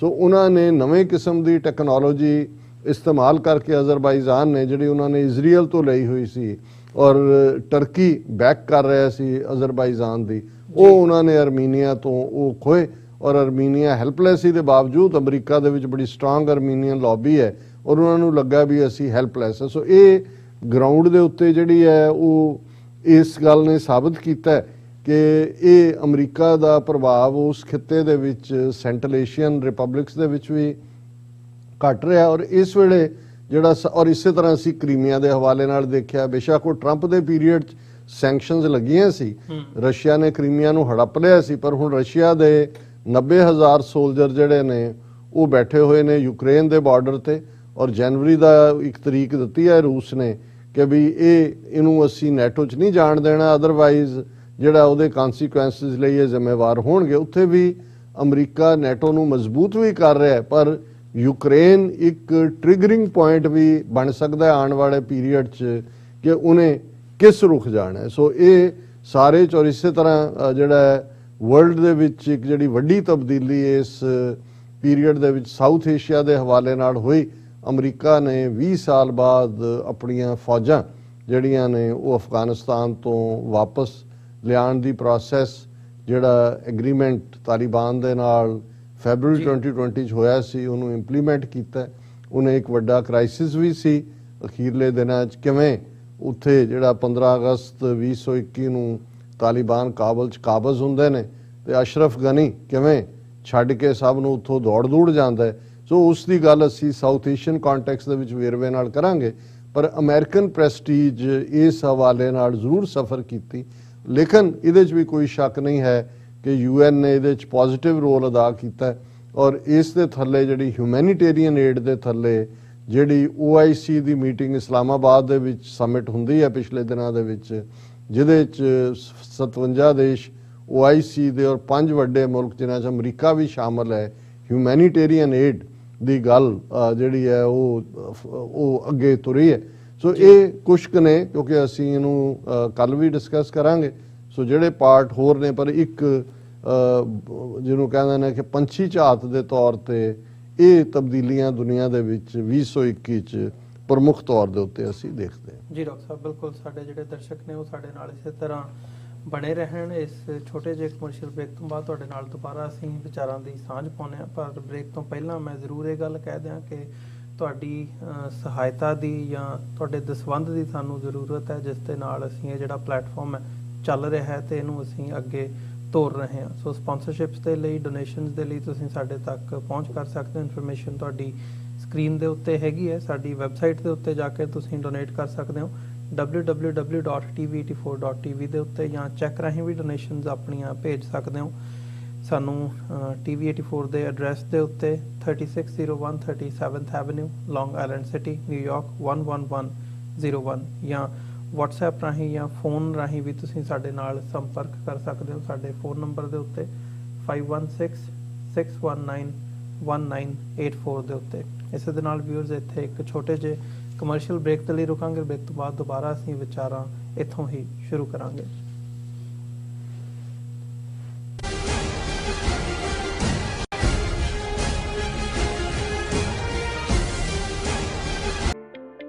ਸਿਗਨੇਚਰ ਟਰੱਕ ਸਰਵਿਸ ਰਾਊਟ 81 ਉੱਤੇ ਐਗਜ਼ਿਟ 235 ਤੇ ਟਰੱਕਰ ਵੀਰਾਂ ਲਈ 24 ਘੰਟੇ ਰੋਡ ਸਰਵਿਸ ਦੀ ਸੁਵਿਧਾ ਮੌਜੂਦ। Heavy duty repair, oil change, ਪੁਰਾਣੇ ਅਤੇ ਨਵੇਂ tyre, computer diagnostic, DPF cleaning, brake service ਜਾਂ ਰਸਤੇ ਵਿੱਚ ਆਈ ਹਰ ਤਰ੍ਹਾਂ ਦੀ ਰਿਪੇਅਰ ਪ੍ਰੋਫੈਸ਼ਨਲ ਟੀਮ ਵੱਲੋਂ ਕੀਤੀ ਜਾਂਦੀ ਹੈ। ਬ੍ਰੇਕਫਾਸਟ, ਲੰਚ ਅਤੇ ਡਿਨਰ ਲਈ ਪੰਜਾਬੀ ਢਾਬੇ ਦਾ ਆਨੰਦ ਵੀ ਮਾਣੋ। ਡਰਾਈਵਰ ਅਤੇ ਟਰੱਕ ਆਪਰੇਟਰ ਵੀਰ ਡਿਸਪੈਚ ਦੀ ਸਰਵਿਸ ਲਈ ਸਾਡੇ ਨਾਲ ਸੰਪਰਕ ਕਰਨ। Signature truck service 58 triangle drive, Weyers Cave, Virginia 24486।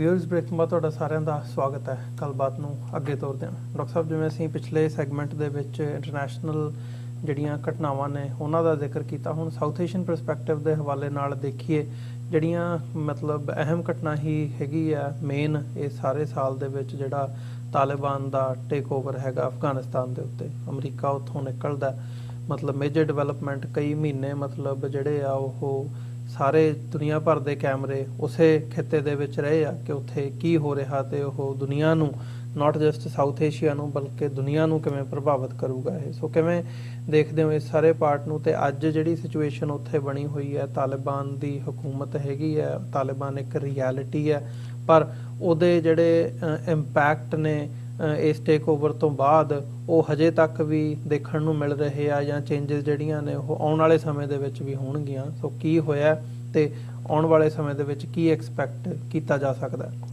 ਦੇਖੋ, ਅੱਜ ਦੁਨੀਆ ਦੇ ਵਿੱਚ 7.5 ਬਿਲੀਅਨ ਦੇ ਕਰੀਬ ਲੋਕ ਰਹਿੰਦੇ ਨੇ, ਤੇ ਜੇ ਅਸੀਂ 8000 ਸਾਲ ਦੀ ਹਿਊਮਨ ਹਿਸਟਰੀ ਵੱਲ ਨਾ ਵੀ ਮੁੜੀਏ, 20ਵੀਂ ਸਦੀ ਤੇ ਉੱਤੇ ਹੀ ਥੋੜਾ ਜਿਹਾ ਧਿਆਨ ਦਈਏ, ਤੇ ਇਸ ਗੱਲ ਦਾ ਧਿਆਨ ਰਿਹਾ ਕਿ ਦੋਵੇਂ ਸੰਸਾਰ ਜੰਗਾਂ, ਜਿਹੜੀ ਇੱਕ 1914 ਤੋਂ 1918 ਤੱਕ ਹੁੰਦੀ ਹੈ ਔਰ ਇੱਕ 1939 ਤੋਂ 1945 ਤੱਕ ਹੁੰਦੀ ਹੈ, ਦੋਨੋਂ ਹੀ ਵਰਲਡ ਵਾਰਸ ਯੂਰਪ ਸੈਂਟਰਿਕ ਸੀ।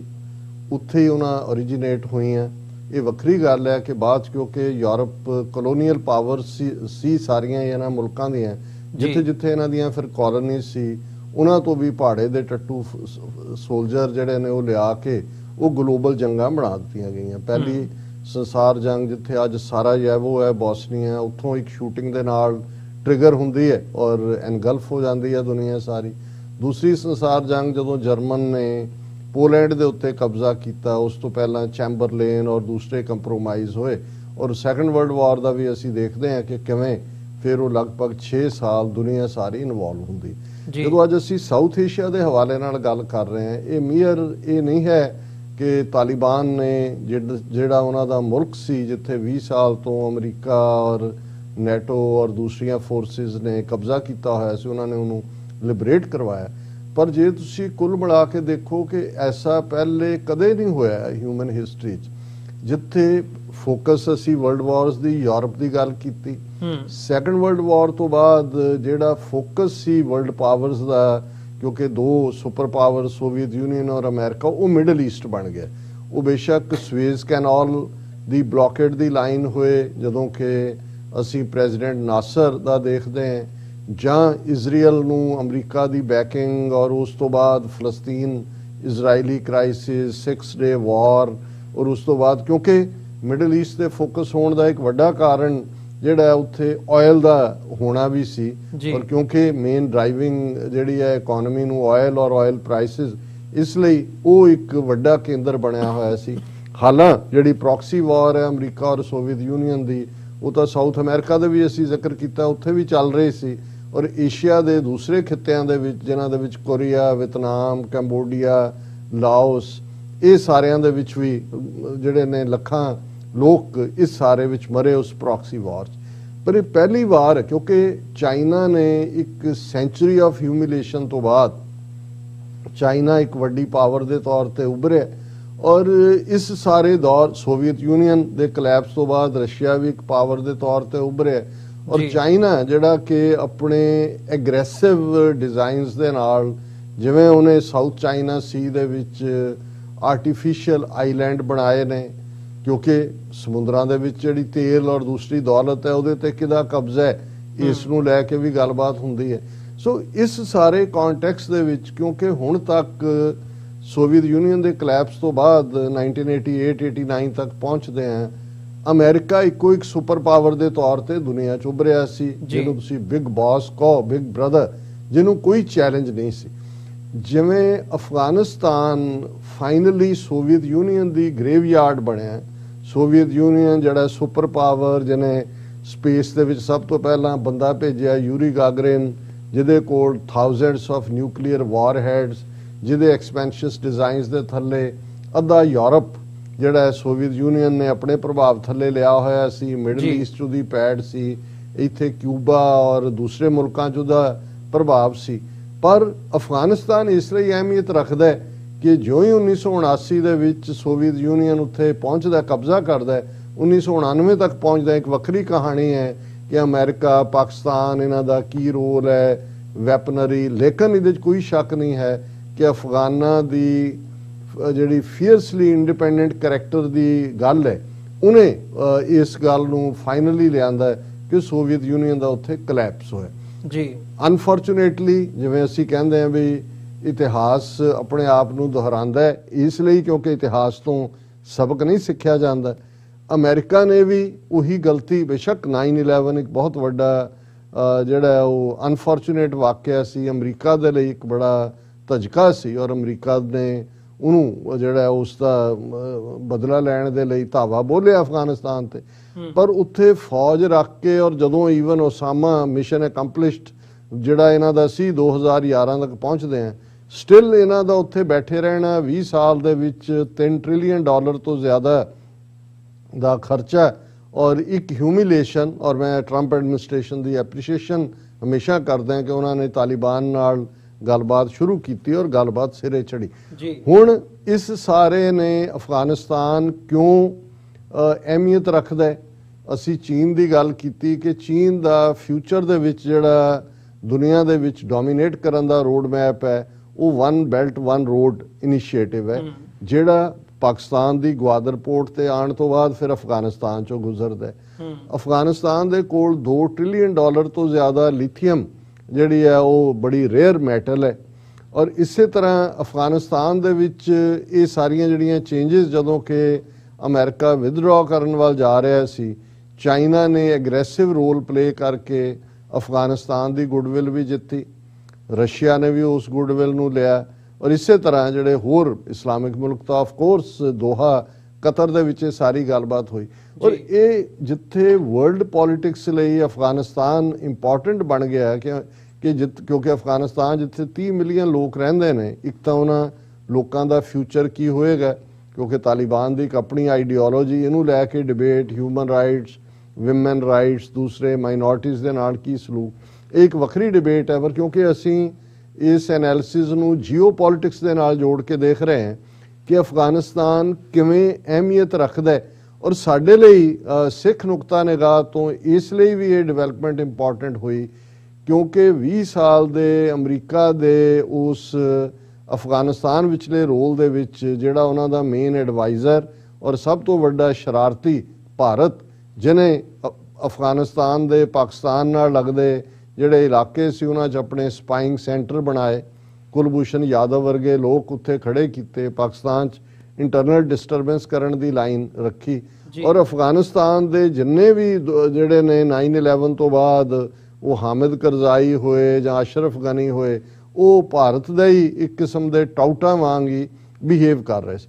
ਸੋ ਇਹ ਜਿਹੜੀ ਡਿਵੈਲਪਮੈਂਟ ਜਿਹੜੀ 15 ਅਗਸਤ 2021 ਨੂੰ ਹੁੰਦੀ ਹੈ, ਜਿਸ ਦਿਨ ਤਾਲਿਬਾਨ ਕਾਬਲ ਦੇ ਵਿੱਚ ਦਾਖਲ ਹੁੰਦੇ ਨੇ, ਅਸ਼ਰਫ ਗਨੀ ਨੋਟਾਂ ਦਾ ਜਹਾਜ਼ ਭਰ ਕੇ ਦੌੜ ਜਾਂਦਾ ਹੈ, ਭਾਰਤ ਟੋਟਲੀ ਕੱਟਿਆ ਜਾਂਦਾ ਉੱਥੋਂ, ਔਰ ਅਜੇ ਤੱਕ ਭਾਰਤ ਦੇ ਪੈਰ ਨਹੀਂ ਲੱਗੇ, ਭਾਵੇਂ ਹੁਣ ਹਿਊਮੈਨਿਟੇਰੀਅਨ ਏਡ ਦੇ ਨਾਂ ਥੱਲੇ ਉਹ ਉਹਨਾਂ ਦੇ ਨਾਲ ਕੋਈ ਨਾ ਕੋਈ ਰਾਬਤਾ ਕਰਨਾ ਚਾਹੁੰਦੇ ਨੇ, ਔਰ ਹੋ ਵੀ ਰਿਹਾ ਥੋੜਾ ਬਹੁਤ।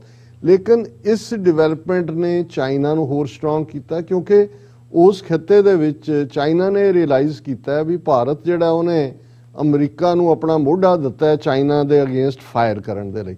ਸੋ ਚਾਈਨਾ ਨੇ ਜਿੱਥੇ ਸਿੱਧੇ ਤੌਰ ਦੇ ਉੱਤੇ ਭਾਰਤ ਨੂੰ ਚੈਲੰਜ ਕੀਤਾ, ਜਿਹੜਾ ਅਸੀਂ ਜੂਨ 2020 ਦੀ ਗੱਲ ਕਰਦੇ ਹਾਂ, ਉਸ ਤੋਂ ਪਹਿਲਾਂ ਡੋਕਲਾਮ ਦੇ ਵਿੱਚ ਵੀ ਭਾਰਤ ਨੇ 2017 ਜਾਂ 18 ਦੇ ਵਿੱਚ ਸ਼ਰਾਰਤ ਕਰਨ ਦੀ ਕੋਸ਼ਿਸ਼ ਕੀਤੀ ਸੀ, ਔਰ ਹੁਣ ਵੀ ਜਿਹੜਾ ਇਸ ਸਾਰੇ ਦੇ ਨਾਲ ਕਿਉਂਕਿ ਇੱਕ ਪਾਸੇ ਅਫਗਾਨਿਸਤਾਨ ਦੇ ਵਿੱਚ ਭਾਰਤ ਉਸ ਤੋਂ ਟੋਟਲੀ ਬਾਹਰ ਹੈ, ਅਮਰੀਕਾ ਜਿਹੜਾ ਉਹ ਕਿਤੇ ਨਾ ਕਿਤੇ ਕਿਉਂਕਿ ਅਮਰੀਕਾ ਨੇ ਨੈਗੋਸ਼ੀਏਟ ਕੀਤਾ, ਉਹਨਾਂ ਨੇ ਆਪਣੇ ਰਾਫਤੇ ਰੱਖੇ ਹੋਏ ਨੇ, ਔਰ ਤਾਲਿਬਾਨ ਦੀ ਆਪਣੀ ਡਾਇਰੈਕਸ਼ਨ, ਇਹਦੇ 'ਚ ਕੋਈ ਸ਼ੱਕ ਨਹੀਂ ਹੈ ਕਿ ਇਸ ਸਾਰੇ ਖਿੱਤੇ ਦੇ ਵਿੱਚ ਪਾਕਿਸਤਾਨ ਜਿਹੜਾ ਕਿ ਇਸ 9/11 ਤੋਂ ਬਾਅਦ ਪਹਿਲਾਂ ਇਮੀਡੀਏਟਲੀ ਜਿਹੜਾ ਉਹ ਜਿਵੇਂ ਜੂਨੀਅਰ ਬੁਸ਼ ਨੇ ਕਿਹਾ ਸੀ you are either with us or against ਅਸ, ਲੇਕਿਨ ਪਾਕਿਸਤਾਨ ਨੇ ਜੁਆਇਨ ਕੀਤਾ ਅਮਰੀਕਾ ਨੂੰ।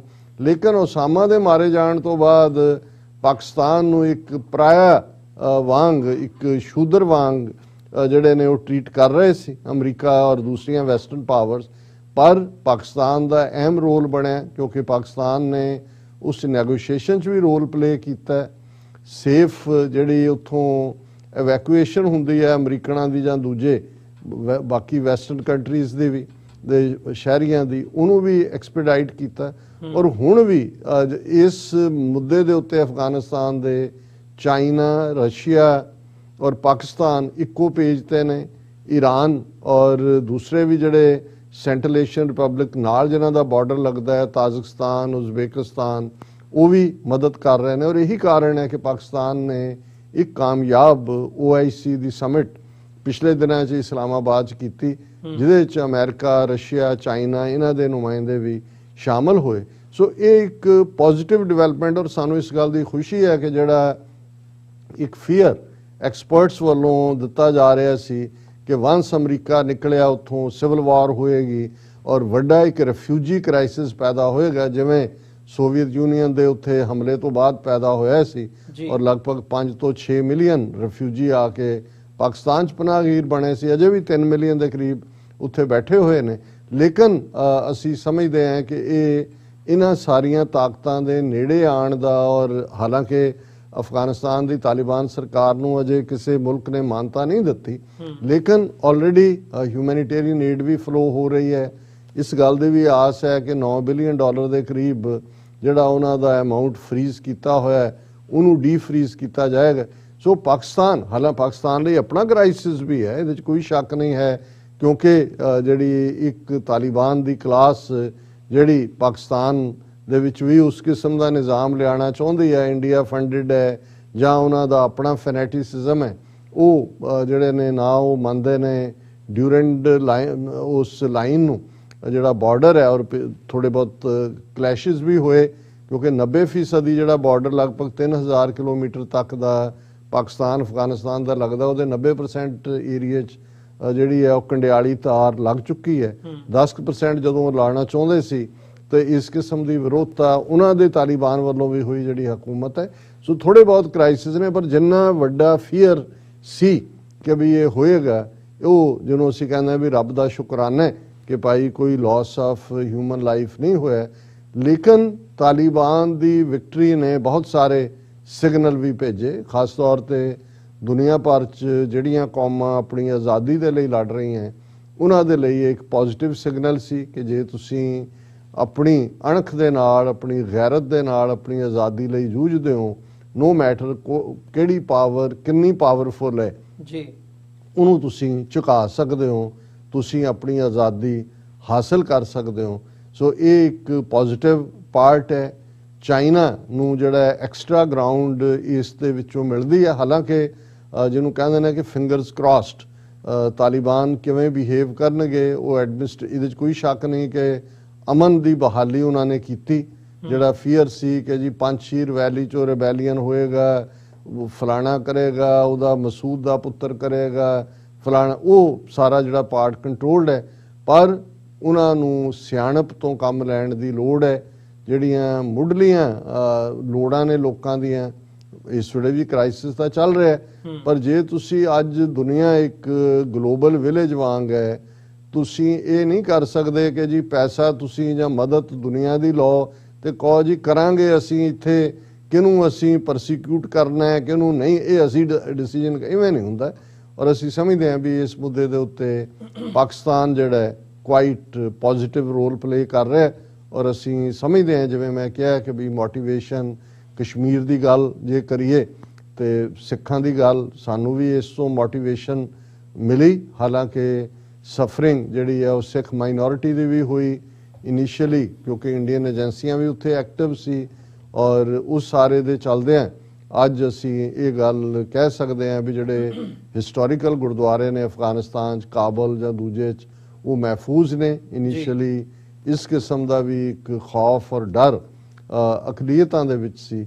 ਸੋ ਕੁੱਲ ਮਿਲਾ ਕੇ ਜਿਹੜਾ ਅਫਗਾਨਿਸਤਾਨ ਪੋਲੀਟੀਕਲੀ ਸਟੇਬਲ ਹੈ, law and order the problem ਨਹੀਂ ਹੈ, ਲੇਕਿਨ ਜਿਹੜੀ ਗਵਰਨੈਂਸ ਪ੍ਰੋਬਲਮ ਹੈ ਔਰ ਹਿਊਮੈਨਿਟੇਰੀਅਨ ਏਡ ਦੇ ਥੱਲੇ ਇਹ ਆਉਣ ਵਾਲੇ ਪੀਰੀਅਡ 'ਚ, ਕਿਉਂਕਿ ਇਸ ਗੱਲ ਦਾ ਧਿਆਨ ਰਹੇ ਕਿ ਅਫਗਾਨਿਸਤਾਨ ਦੀ ਸਿਚੁਏਸ਼ਨ ਸਾਊਥ ਏਸ਼ੀਆ ਦੀ ਪੋਲਿਟਿਕਸ ਨੂੰ ਡਿਸਾਈਡ ਕਰਦੀ ਹੈ।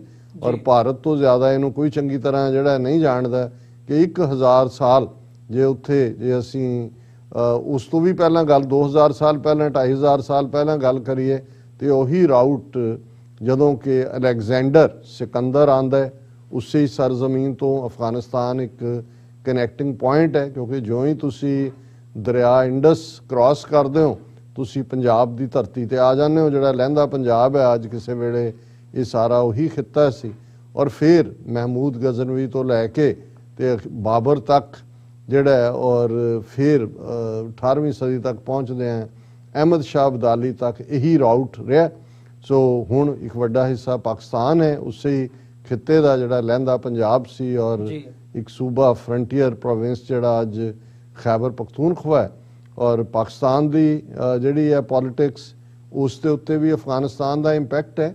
ਇਹੀ ਕਾਰਨ ਹੈ ਕਿ ਪਾਕਿਸਤਾਨ ਇਸ ਗੱਲ ਨੂੰ ਯਕੀਨੀ ਬਣਾਉਣਾ ਚਾਹੁੰਦਾ ਹੈ ਕਿ ਅਫਗਾਨਿਸਤਾਨ ਦੇ ਵਿੱਚ ਜਿਹੜਾ ਹੈ ਉਹ ਪਾਕਿਸਤਾਨ ਫਰੈਂਡਲੀ ਰਜੀਮ ਹੋਏ, ਕੋਈ ਇੰਡੀਆ ਉੱਥੇ ਸ਼ਰਾਰਤ ਨਾ ਕਰੇ, ਜਿਹੜਾ ਇੰਡੀਆ ਕਿ 1947 ਤੋਂ ਬਾਅਦ ਹੀ ਕਰਦਾ ਰਿਹਾ, ਪਰ ਪਿਛਲੇ 20 ਸਾਲ 'ਚ ਤਾਂ ਉਹਨਾਂ ਨੇ ਬਹੁਤ ਜ਼ਿਆਦਾ ਇੰਟਰਫੇਰੈਂਸ ਕਰਕੇ ਪਾਕਿਸਤਾਨ ਦੇ ਵਿੱਚ ਵੀ ਵਾਇਲੈਂਸ ਉਹਨਾਂ ਦੀ ਘਰ ਦੇ ਅੰਦਰ ਵਾੜੀ। ਇਸ ਸਾਰੇ ਪੀਰੀਅਡ 'ਚ 80,000 ਤੋਂ ਜ਼ਿਆਦਾ ਪਾਕਿਸਤਾਨੀਆਂ ਦੀ ਜਿਹੜੀ ਹੈ ਉਹ ਮੌਤ ਹੁੰਦੀ ਹੈ, 100 ਬਿਲੀਅਨ ਤੋਂ ਜ਼ਿਆਦਾ ਦਾ ਇਕਨੋਮਿਕਲ ਨੁਕਸਾਨ ਹੁੰਦਾ ਹੈ। ਸੋ ਅਫਗਾਨਿਸਤਾਨ ਕ੍ਰਾਈਸਿਸ ਨੇ ਸਭ ਤੋਂ ਜ਼ਿਆਦਾ ਵਰਸਟਲੀ ਇਫੈਕਟ ਪਾਕਿਸਤਾਨ ਨੂੰ ਕੀਤਾ। ਜੀ ਡਾਕਟਰ ਸਾਹਿਬ, ਬਿਲਕੁਲ। ਵਿਊਅਰਸ, ਤੁਸੀਂ ਇਸੇ ਤਰ੍ਹਾਂ ਸਾਡੇ ਨਾਲ ਬਣੇ ਰਹੋ। ਇੱਕ ਛੋਟੇ ਜਿਹੇ ਕਮਰਸ਼ੀਅਲ ਤੋਂ ਬਾਅਦ ਦੁਬਾਰਾ ਵਿਚਾਰ ਚਰਚਾ ਇੱਥੋਂ ਕੰਟੀਨਿਊ ਕਰਾਂਗੇ।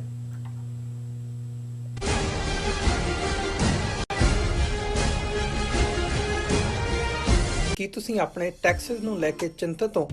ਤੁਸੀਂ ਆਪਣੀ ਕਮਾਈ ਲਈ ਮਿਹਨਤ ਕਰਦੇ ਹੋ, ਭਾਵੇਂ ਤੁਸੀਂ ਨੌਕਰੀ ਵਿੱਚ ਹੋਵੋ ਜਾਂ ਆਪਣਾ ਬਿਜ਼ਨਸ ਚਲਾਉਂਦੇ ਹੋ। ਜਦੋਂ ਟੈਕਸ ਭਰਨ ਦਾ ਸਮਾਂ ਆਉਂਦਾ ਹੈ ਤਾਂ ਤੁਹਾਨੂੰ ਇੱਕ ਭਰੋਸੇਯੋਗ ਟੈਕਸ ਅਕਾਊਂਟੈਂਟ ਦੀ ਲੋੜ ਹੈ, ਜੋ ਟੈਕਸ ਬੈਲੈਂਸ ਦਾ ਤੁਹਾਡੇ ਪੱਖ ਵਿੱਚ ਜਾਣਾ ਯਕੀਨੀ ਬਣਾਵੇ। ਸਿਆਟਲ ਦੀ ਜਾਣੀ ਪਛਾਣੀ company accurate accountants and taxes ਤੁਹਾਡੀ ਸੇਵਾ ਵਿੱਚ ਹਾਜ਼ਰ ਹੈ। ਅਸੀਂ ਹਰ ਤਰ੍ਹਾਂ ਦੇ ਟੈਕਸ ਭਰਨ ਵਿੱਚ ਤੁਹਾਡੀ ਮਦਦ ਕਰਾਂਗੇ।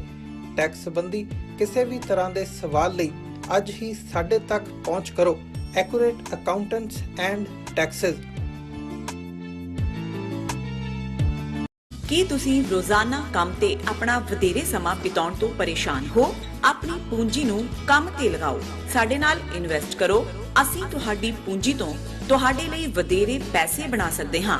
ਅਸੀਂ ਪ੍ਰਾਈਵੇਟ ਇਕੁਇਟੀ ਇਨਵੈਸਟਮੈਂਟ ਫਰਮ ਹਾਂ ਤੇ ਕਮਰਸ਼ੀਅਲ ਰੀਅਲ ਏਸਟੇਟ ਵਿੱਚ ਮਾਹਿਰ ਹਾਂ। Property management, leasing, asset management, commercial real estate investment ਵਿੱਚ ਸਾਰੀਆਂ ਸੇਵਾਵਾਂ ਲਈ ਅਮਰੀਕਾ ਭਰ ਵਿੱਚੋਂ ਤੁਸੀਂ ਸਾਡੇ ਤੱਕ ਪਹੁੰਚ ਕਰ ਸਕਦੇ ਹੋ।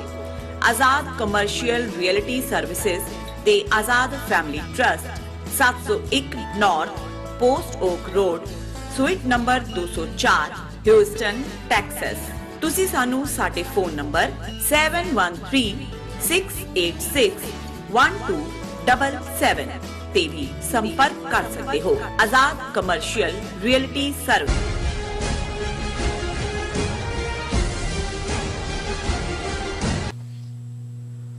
ਵਿਊਅਰਸ, ਬ੍ਰੇਕ ਤੋਂ ਬਾਅਦ ਤੁਹਾਡਾ ਸਾਰਿਆਂ ਦਾ ਸਵਾਗਤ ਹੈ। ਗੱਲਬਾਤ ਨੂੰ ਅੱਗੇ ਤੋਰਦੇ ਹਾਂ। ਡਾਕਟਰ ਸਾਹਿਬ, ਹੁਣ ਗੱਲ ਕਰੀਏ ਭਾਰਤ ਦੀ, ਜਿਹੜੀ ਸਿਚੁਏਸ਼ਨ ਭਾਰਤ ਦੇ ਵਿੱਚ ਇਵੋਲਵ ਹੋਈ ਹੈ, ਵਿਸ਼ੇਸ਼ ਤੌਰ ਤੇ ਜੇ ਪਿਛਲੇ ਸਾਰੇ ਸਾਲ ਦੀ ਗੱਲ ਕਰਨੀ ਹੋਵੇ, ਮਤਲਬ ਇਸ ਪਰਸਪੈਕਟਿਵ ਤੋਂ ਦੇਖੀਏ ਇਹਨੂੰ, ਜਦੋਂ ਅਸੀਂ 2014 ਤੋਂ ਦੇਖਦੇ ਹਾਂ ਨਰਿੰਦਰ ਮੋਦੀ ਦੀ ਸਰਕਾਰ ਬਣਦੀ ਹੈ ਭਾਰਤ ਦੇ ਵਿੱਚ ਤੇ ਹਿੰਦੂਤਵਾ ਦੇ ਰਾਈਜ਼ ਨੂੰ ਦੇਖਿਆ ਜਾਂਦਾ, ਉਸ ਹਿਸਾਬ ਨਾਲ ਉਹਦੀ ਜਿਹੜੀ ਹੈ ਪ੍ਰੈਡਿਕਸ਼ਨ ਵੀ ਤੇ ਫਿਰ ਉਹਦੇ ਜਿਹੜੇ ਇੰਪੈਕਟ ਨੇ ਉਹ ਦੇਖਣ ਦੇ ਵਿੱਚ ਆਉਂਦੇ ਨੇ। 2014 ਤੋਂ ਲੈ ਕੇ ਹੁਣ ਅਸੀਂ 2021 ਦੇ ਅੰਤ ਤੱਕ ਪਹੁੰਚ ਗਏ ਹਾਂ। ਦੂਜੀ ਵਾਰ ਸਰਕਾਰ ਬਣਦੀ ਹੈ, ਮਤਲਬ ਇਹ ਮਹਿਸੂਸ ਕੀਤਾ ਜਾ ਰਿਹਾ ਹੈ ਇਸ ਵਕਤ ਭਾਰਤ ਦੇ ਵਿੱਚ ਜਿਹੜੀ ਸਿਚੁਏਸ਼ਨ ਬਣੀ ਹੋਈ ਹੈ ਵੀ ਹਿੰਦੂਤਵਾ ਦਾ ਜਿਹੜਾ ਜ਼ੋਰ ਹੈ ਉਹ ਬਹੁਤ ਮਜ਼ਬੂਤ ਇਸ ਵਕਤ ਦੇਖਣ ਨੂੰ ਮਿਲ ਰਿਹਾ। ਉਹਨਾਂ ਦਾ ਗਲਬਾ ਬਹੁਤ ਤੇਜ਼ੀ ਦੇ ਨਾਲ ਵੱਧ ਰਿਹਾ ਆ ਹਰ ਇੱਕ ਇੰਸਟੀਟਿਊਸ਼ਨ ਦੇ ਉੱਤੇ, ਕਿਸੇ ਵੀ ਪਾਰਟ ਦਾ ਜਦੋਂ ਅਸੀਂ ਦੇਖਦੇ ਹਾਂ ਭਾਰਤ ਦੇ ਵਿੱਚ ਉਹ ਦੇਖਣ ਨੂੰ ਮਿਲ ਰਿਹਾ ਆ। ਹੁਣ ਉਹਦੀਆਂ ਉਦਾਹਰਨਾਂ ਵੀ, ਜਿਵੇਂ ਮੋਦੀ ਨੂੰ ਪ੍ਰਿਡਿਕਟ ਕੀਤਾ ਗਿਆ ਬਹੁਤ ਵੱਡਾ ਹਿਰਦੇ ਸਮਰਾਟ, ਤੇ ਕੀ ਕੁਝ ਨਹੀਂ ਕਿਹਾ ਗਿਆ ਤੇ ਵੀ ਉਹ ਬੈਕ ਆਫ ਨਹੀਂ ਕਰਦਾ ਹੈਗਾ। ਹੁਣ ਉਹਦਾ ਜਦੋਂ ਅਸੀਂ ਗਰਾਊਂਡ ਤੇ ਦੇਖਦੇ ਹਾਂ, ਤੁਸੀਂ ਜ਼ਿਕਰ ਵੀ ਕੀਤਾ ਹੈ ਕਿ ਹਰਿਦੁਆਰ ਦੇ ਵਿੱਚ ਜਿਹੜੀ ਕਾਨਫਰੰਸ ਹੋਈ ਹੈ, ਜੈਨੋਸਾਈਡ ਤੱਕ ਦੀ ਕਾਲ ਦਿੱਤੀ ਗਈ ਹੈ ਮੁਸਲਮਾਨਾਂ ਦੀ, ਤੇ ਉਹਨਾਂ ਦੇ ਖਿਲਾਫ ਵੀ ਕੋਈ ਕੇਸ ਨਹੀਂ ਰਜਿਸਟਰ ਕੀਤਾ ਗਿਆ।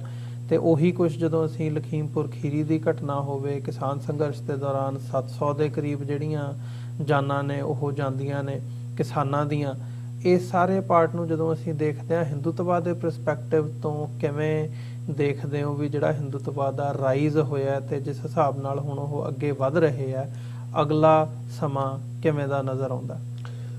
ਦੇਖੋ, ਸਭ ਤੋਂ ਪਹਿਲਾਂ ਤਾਂ ਇਹ ਸਮਝਣਾ ਪਏਗਾ ਕਿ ਮੋਦੀ ਉਸ ਬੀਜੇਪੀ ਨੂੰ ਰਿਪਰੈਜ਼ੈਂਟ ਕਰਦਾ ਹੈ ਜਿਹੜੀ ਆਰਐਸਐਸ ਦੀ ਪੋਲੀਟੀਕਲ ਆਫਸ਼ੂਟ ਉਹਨਾਂ ਨੇ ਖੜੀ ਕੀਤੀ ਭਾਰਤੀ ਜਨਸੰਘ ਤੋਂ ਬਾਅਦ।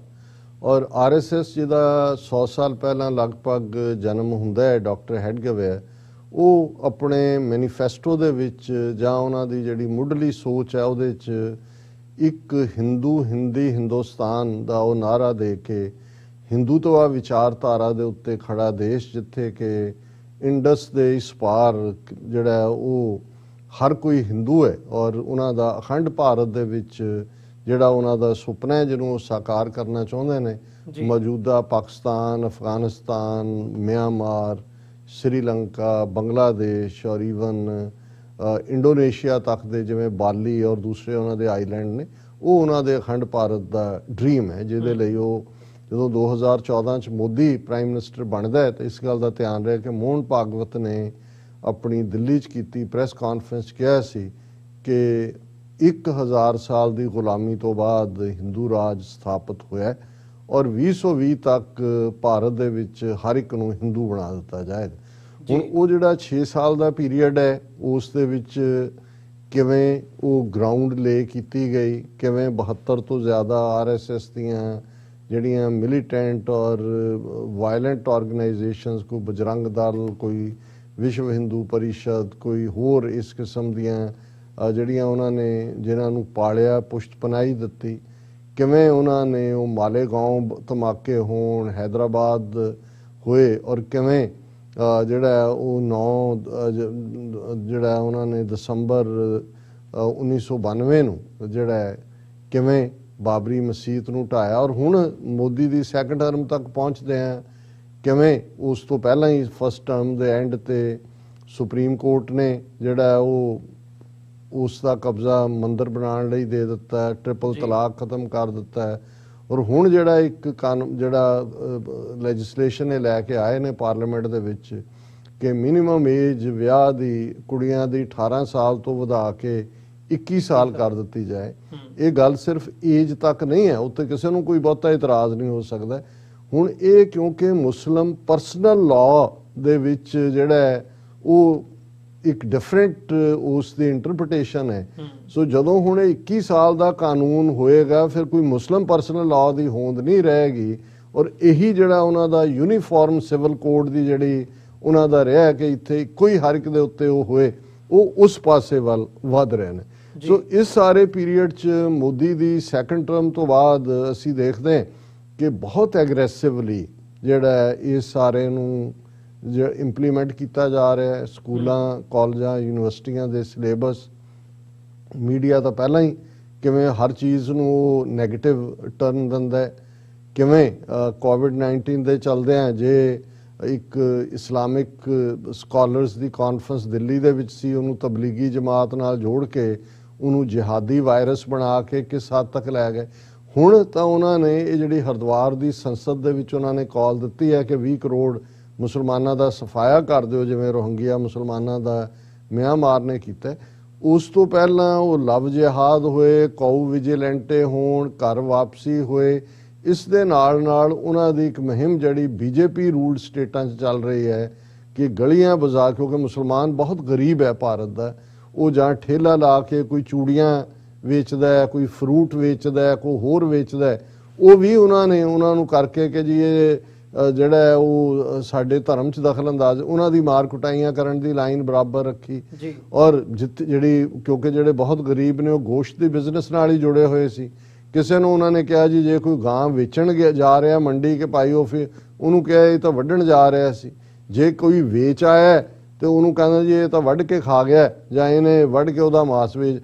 ਸੋ ਮਤਲਬ ਆਨੇ ਬਹਾਨੇ ਜਿਹੜੀ ਉਹ ਬਘਿਆੜ ਤੇ ਲੇਲੇ ਵਾਲੀ ਕਹਾਣੀ ਹੈ, ਮੁਸਲਮਾਨਾਂ ਨੂੰ ਤਾਂ ਟਾਰਗੇਟ ਕੀਤਾ ਹੀ ਜਾ ਰਿਹਾ ਸੀ।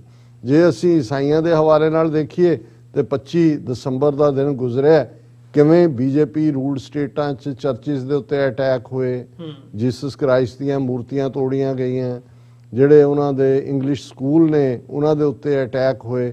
ਔਰ ਮੈਸੇਜ ਇਹੀ ਹੈ, ਔਰ ਅੱਜ ਹੀ ਹਰਿਦੁਆਰ ਤੋਂ ਇੱਕ ਹਿੰਦੂ ਜਿਹੜਾ ਗੁੰਡਾ ਸਾਧੂ ਕਹਿ ਰਿਹਾ ਸੀ ਕਿ ਹਰਿਦੁਆਰ 'ਚ ਅਸੀਂ ਕੋਈ ਗੈਰ ਹਿੰਦੂ ਨੂੰ ਨਾ ਇੱਥੇ ਅਸੀਂ ਨਮਾਜ਼ ਪੜ੍ਹਨ ਦਿਆਂਗੇ, ਨਾ ਅਸੀਂ ਇੱਥੇ ਕੋਈ ਚਰਚ ਕੋਈ ਵੀ ਗੈਰ ਹਿੰਦੂ ਉਹਨੂੰ ਕੋਈ ਨਹੀਂ, ਇਹ ਸਾਡਾ ਪਵਿੱਤਰ ਸ਼ਹਿਰ ਹੈ ਔਰ ਸਾਡਾ।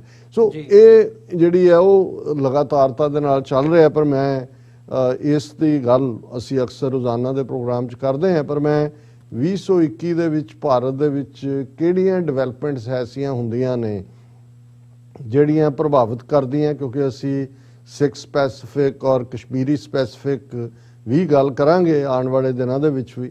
ਲੇਕਿਨ ਉਹਦੇ 'ਚ ਇਹ ਪਿਛਲੇ ਦਿਨਾਂ 'ਚ ਬਿਪਨ ਰਾਵਤ ਜਿਹਨੂੰ ਤਿੰਨਾਂ ਫੌਜਾਂ ਦਾ ਇੱਕ ਕੋਆਰਡੀਨੇਟਰ ਬਣਾ ਕੇ ਜਿਸ ਕਿਸਮ ਦਾ CDN ਬਣਾਇਆ ਹੋਇਆ ਸੀ, ਉਸ ਦਾ ਬੜਾ ਸਸਪੀਸ਼ੀਅਸ ਹਾਲਾਤਾਂ ਦੇ ਵਿੱਚ ਉਸ ਦਾ ਹੈਲੀਕਾਪਟਰ ਕ੍ਰੈਸ਼, ਜਿਹਦੇ 'ਚ ਇੱਕ ਮੇਜਰ ਜਨਰਲ, ਇੱਕ ਕਰਨਲ ਔਰ ਦੂਸਰੇ ਲੋਕ ਵੀ ਮਾਰੇ ਜਾਂਦੇ ਨੇ।